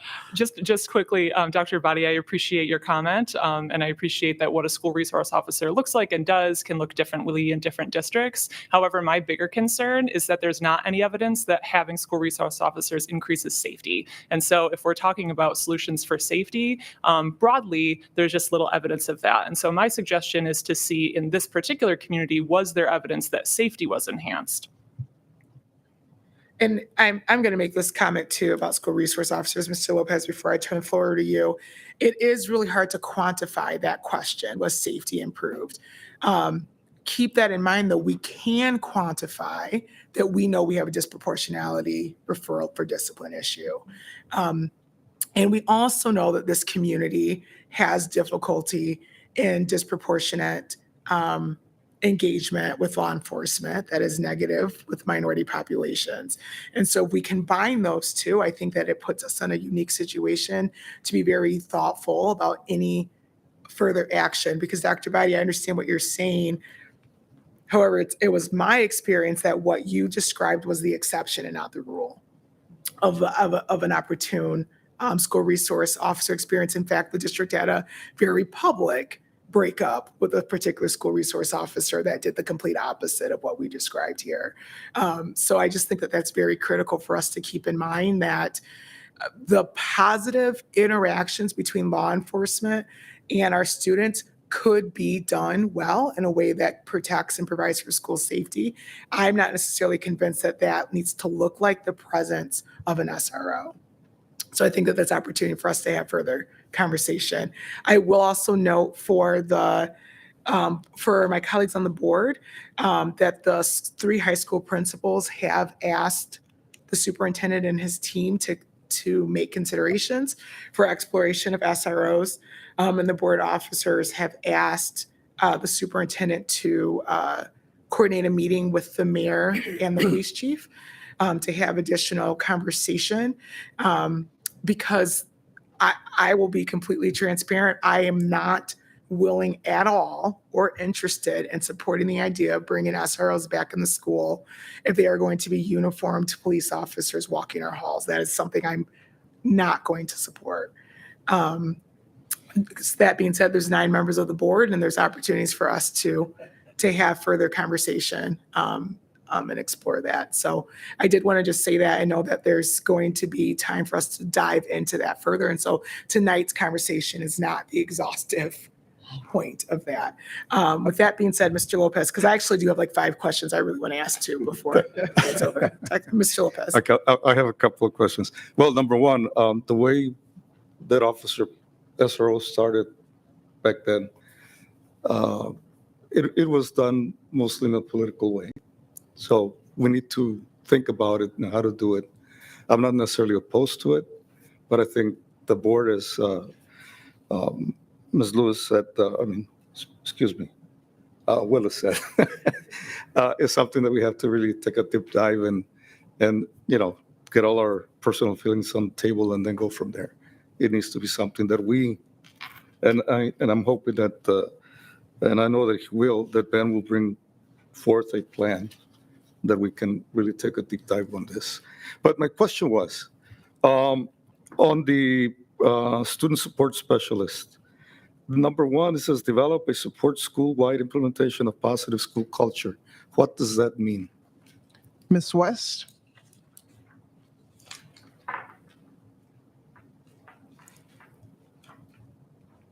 So the student support specialists, in addition to the culturally responsive positive behavior intervention teams within schools, work to implement positive supports for students. So instead of a disciplinary focus on what students might be doing wrong per se, focusing on what students are doing and then promoting those pro-social behaviors.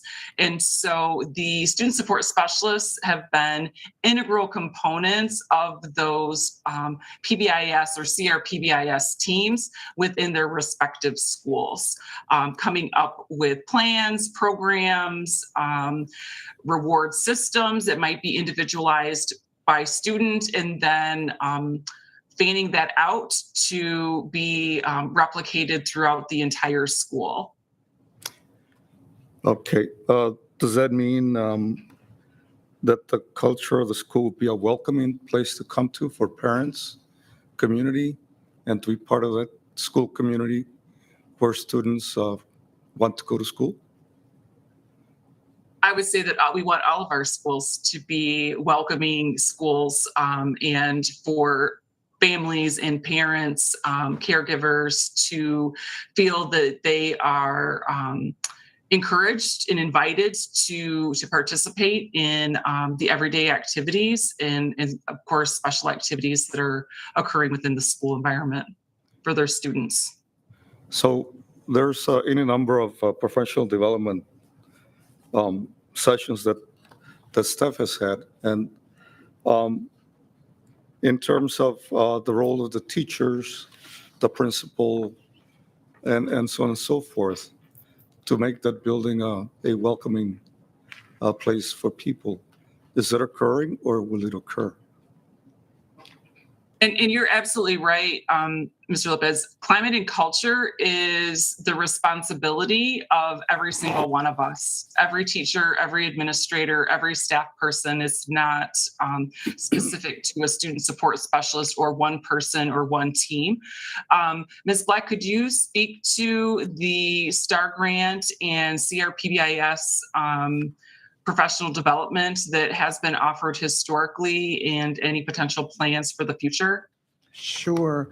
So absolutely, over the years, CRPBIS has been a focus of this district, as well as MTSS tiered intervention supports and positive intervention. Our staff it's been a focus of our district for many years. However, through the lens of our STAR grant, which we were awarded about 3 years ago, we have provided district-wide staff with intentional professional development around positive school culture, equity, the list goes on and on, trauma-informed. The list just goes on and on about the types of training that not just our support staff have received, but our teachers, our administrators, other ancillary staff that work directly with students as well. And has it been practiced? Whatever we would hope so. It's a lot of funding that goes into professional development. I want to say yes. I want to say that I can't imagine, our staff enduring professional development and not attempting to implement what they've learned. Yeah. Well, I understand that that's a team effort. Right. I mean, one teacher cannot do it all. Absolutely. So all teachers have to be. And I think that's the primary role of the principal. So I hope that we keep track of how those trainings and professional development sessions do impact the culture of the building in a positive way.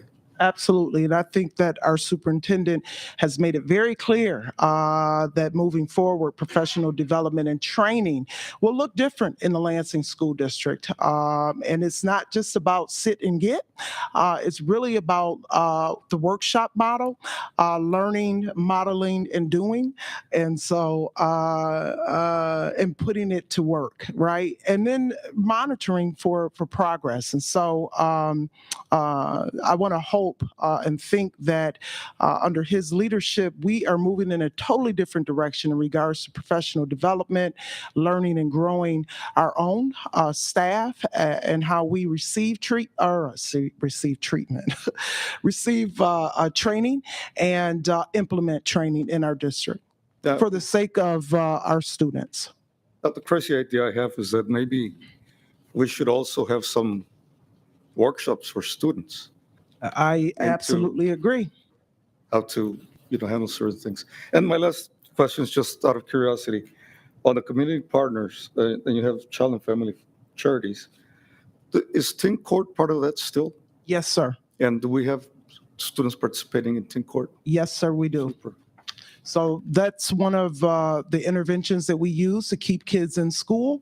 So we will refer families and students to teen court so they can get back into school, which reduces the days of suspension. So those are the kinds of interventions that we really like to take advantage of to decrease the days of suspensions. Thank you.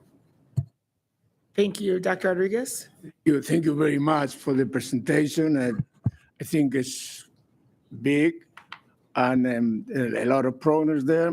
The first thing you said that we have 10 drills during the year. I'm sorry. 10 drills. Yes. Are we going to have any drills about security? Any drills about security in the buildings in case there's something happen? Yes, those are the drills that we're speaking of. So we do 5 fire drills, 3 lockdown drills, right, and 2 tornado drills throughout the year. What about security? Something going? Active shooters. Is that what Right. you're saying? Those are the lockdown drills. They're referred to as lockdown drills. Yes, I sir. appreciate that. Thank you. The other thing is we mentioned the police many times here today. And I think, I don't know, the administration already vision a new relationship and when and how we are going to do it. But we had different times. Continue what we were doing before doesn't make any sense to this board. That we had to be having a lot of good meetings with the police and department and how they are going to, I'll give you an example.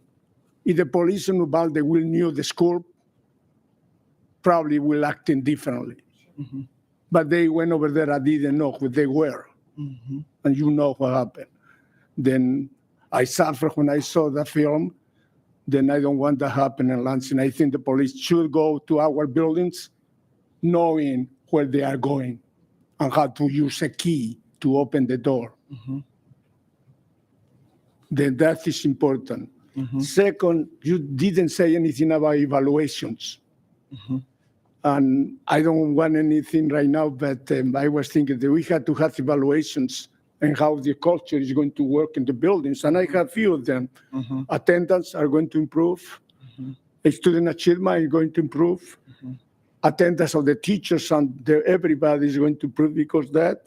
Suspensions are going to be less. Parents, meaningful participation and celebrations in the schools with the whole faculty. Mm-hmm. Students' extracurricular activities. I mean, all this school culture has to produce something in the community and in the students' achievement and how they relate to each other. Mm-hmm. Another thing that I am not sure is how the whole thing is going to work with the whole team of the schools. You bring a team over there, how we are going to cooperate, collaborate all together there. Mm-hmm. That we don't have one team from outside and another team from inside. Mm-hmm. And maybe that is something that is why the conversations and the staff development and the teachers and principal are important. I want the best. That is what I wish you the best in that. But I think that we need to have evaluations and we need to have the results. And I hope we can go and visit one of these schools maybe in November, October, whenever to see how the things is working. because we cannot wait. The other question I had at final, how many expelled students we had last year? How many students we expelled last year from Lansing School District? I knew you were going to ask that question. 12. 12 for the types of infractions that I mentioned earlier. Understand, right? So The four categories there. Now, for how many days?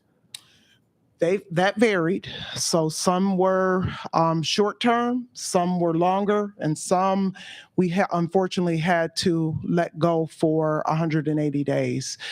Those that we've had to let go for 180 days were found in possession of weapons, and unfortunately, it is state mandated. It has nothing to do with us. It is a state level mandate. Now, we do have non-state mandated expulsions, and those, of course, are much less days.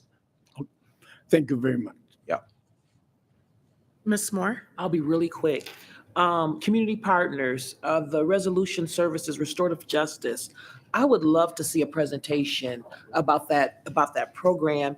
And also, do we get feedback from our students about their experience in the restorative justice program, with the program? And also, could you please share with me about establishing the K-9 unit? What does that look like?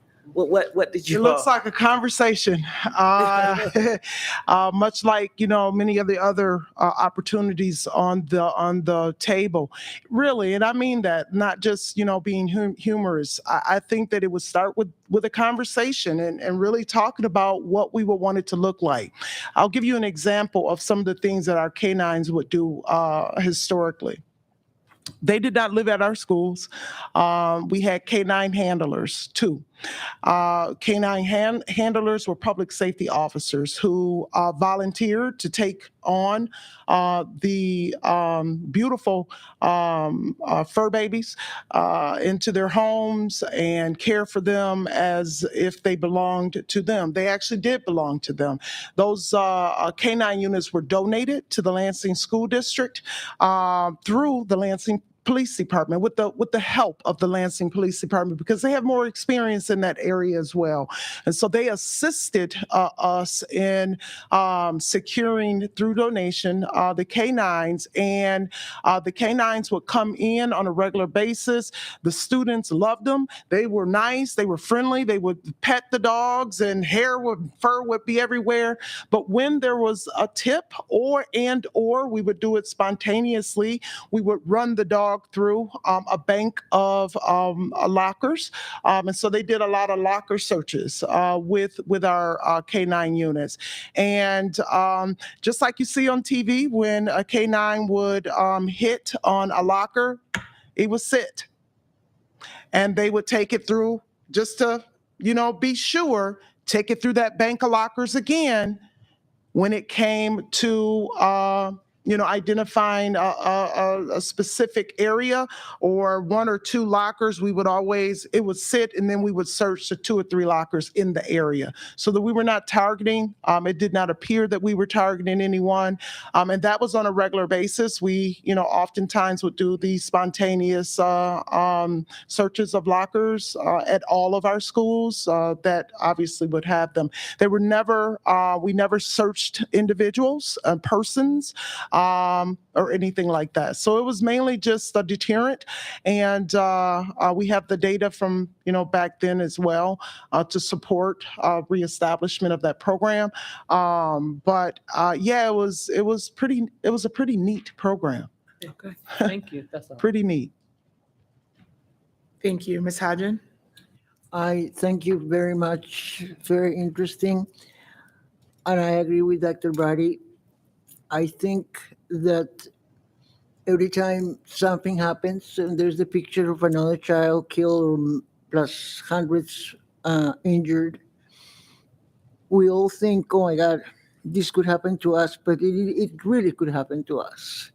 And we have had many conversations about this in the past. Thank you very much for bringing it up. I hope that I think the time has come for us to make a decision. I think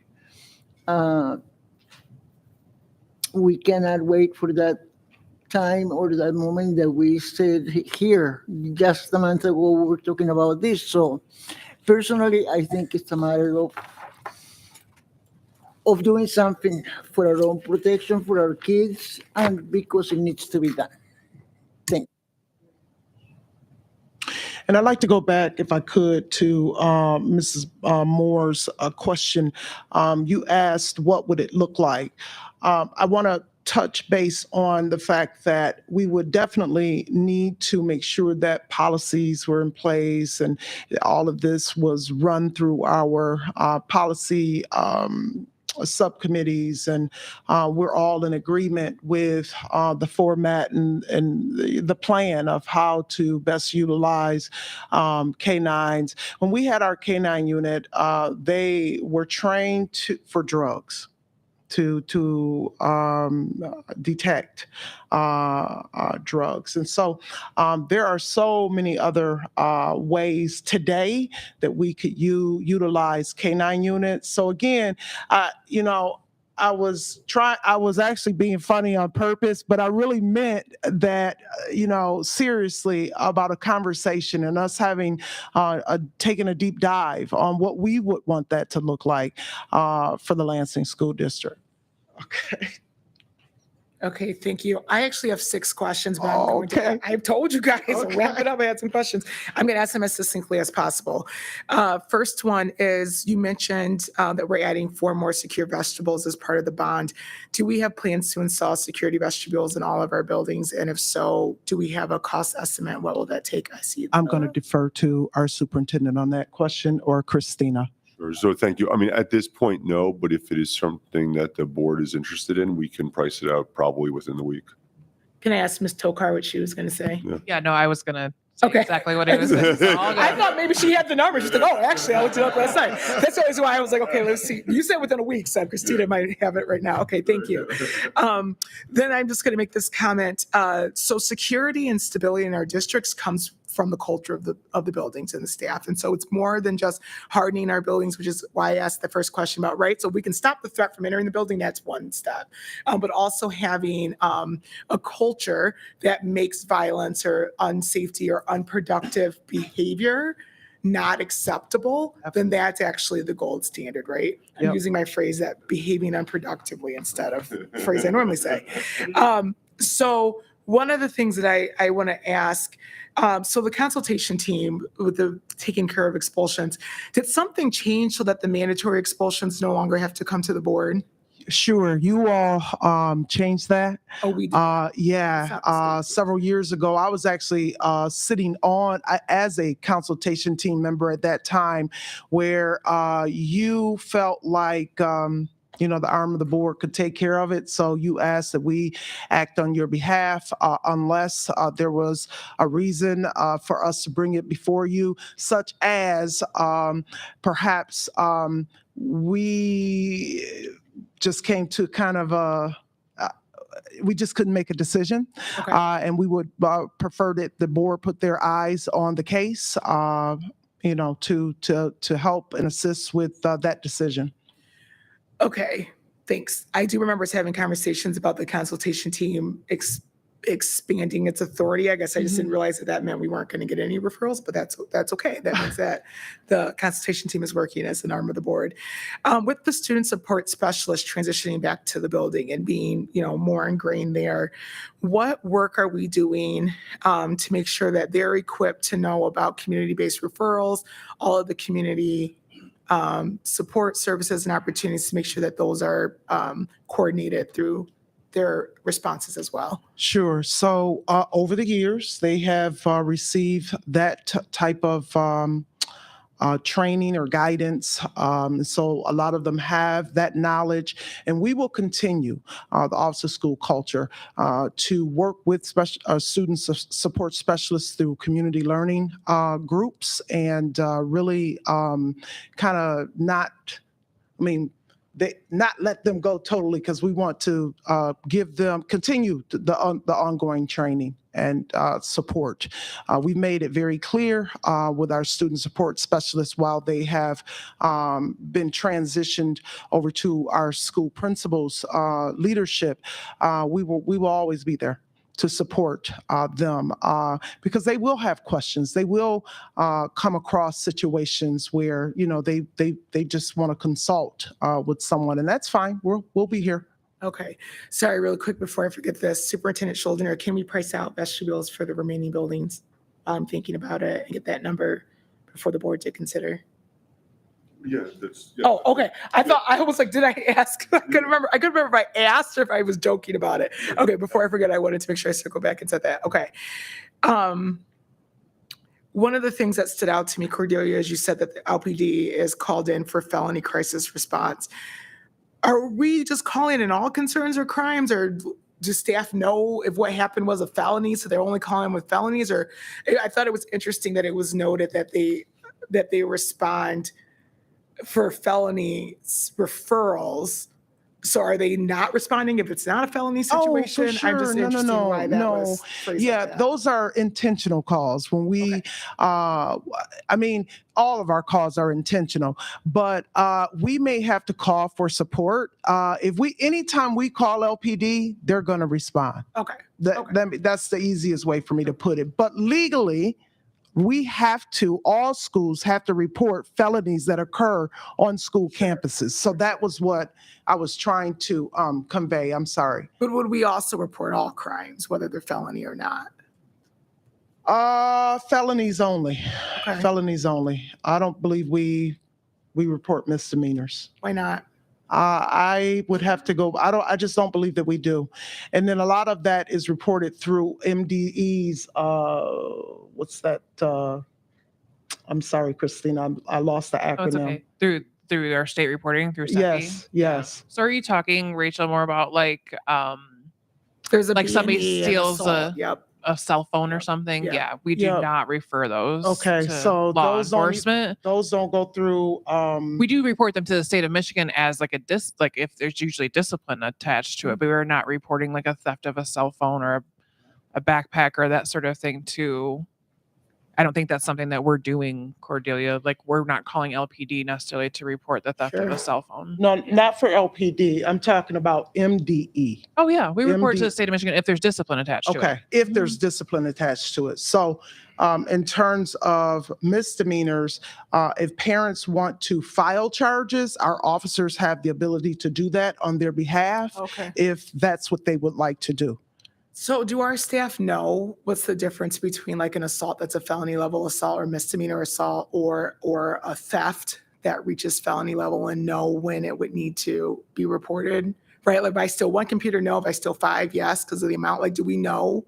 Our staff, in terms of our educators, like teachers or our public safety officers, whoever's responsible for reporting. Well, if they're communicating and reporting it with and getting public safety involved, they know. Public safety officers do know. They have to take on this MCOS training every year, and so they know. And so if there's a dialogue there, I'm sure that they're sharing that information. Here is what we're dealing with. And here are your options. So, what decision would you like to make? Okay. And I'm not implying that we're under over reporting anything or that we need to report more. I was just trying to get a better understanding of, I just thought that stood out to me that we said felony level reporting. And because I guess I guess where my question is, law enforcement is called more frequently than when a felony occurs at our schools. So we're calling them for other reasons than just for felony reporting. We have had to call, unfortunately, for situations that kind of grew out of control. But for the most part, we're not calling law enforcement unless we absolutely need law enforcement. We don't take for granted, their presence. And we don't really, how do I want to say this?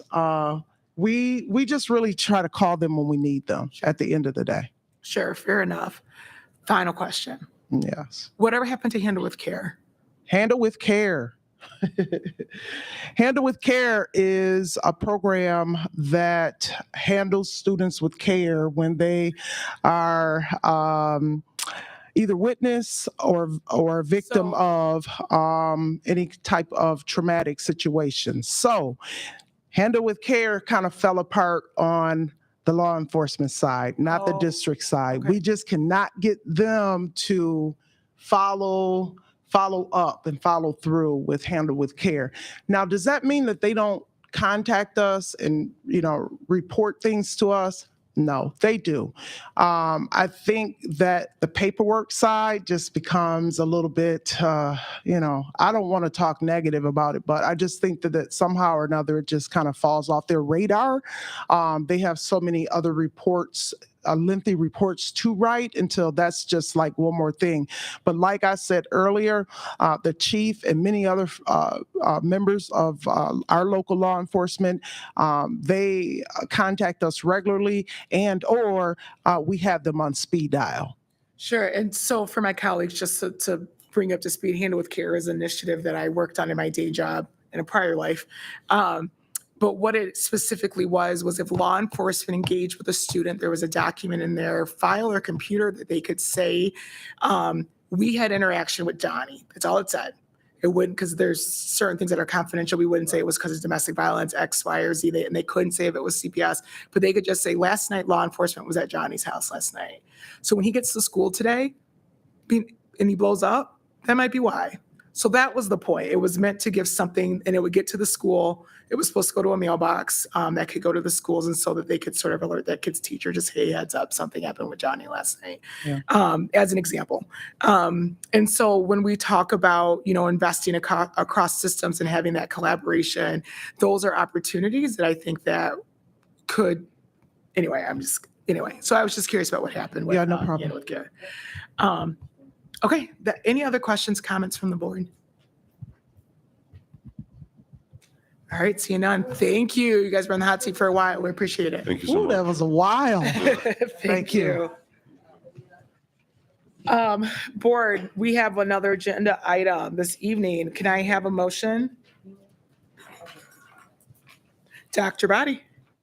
I move that the Board of Education recesses into closed session for the purposes of, I'm actually not sure why, To pursuant to the, consider a legal opinion from an attorney which is exempt from disclosure, and pursuant to section 8H to consider materials exempt from disclosure. there you have it. Thank you. It's been moved by Dr. Body, supported by Dr. Rodriguez. Any questions or comments? Yes, we can. Can I ask the clerk to do a roll call vote, please? Dr. Body, Dr. Kavanaugh, Ms. Hodgen, Mrs. Lawrence. Oh, sorry. Mrs. Lilgy, Mr. Lopez. Yes. Mrs. Moore, Yes. Dr. Rodriguez, Mrs. Willis. Yes. Motion passes. All right, motion passes 8-0. At 8:15, we are in closed session.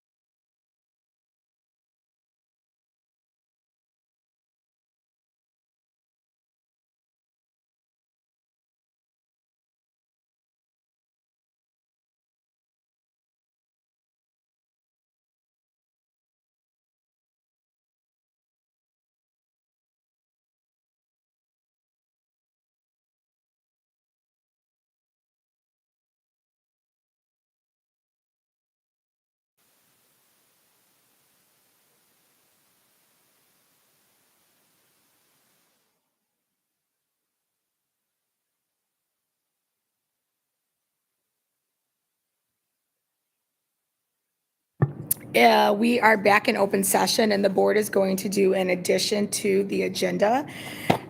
We are going to add item D onto our agenda, and that will be the adoption of a resolution to authorize an execution of an addendum to the superintendent's contract.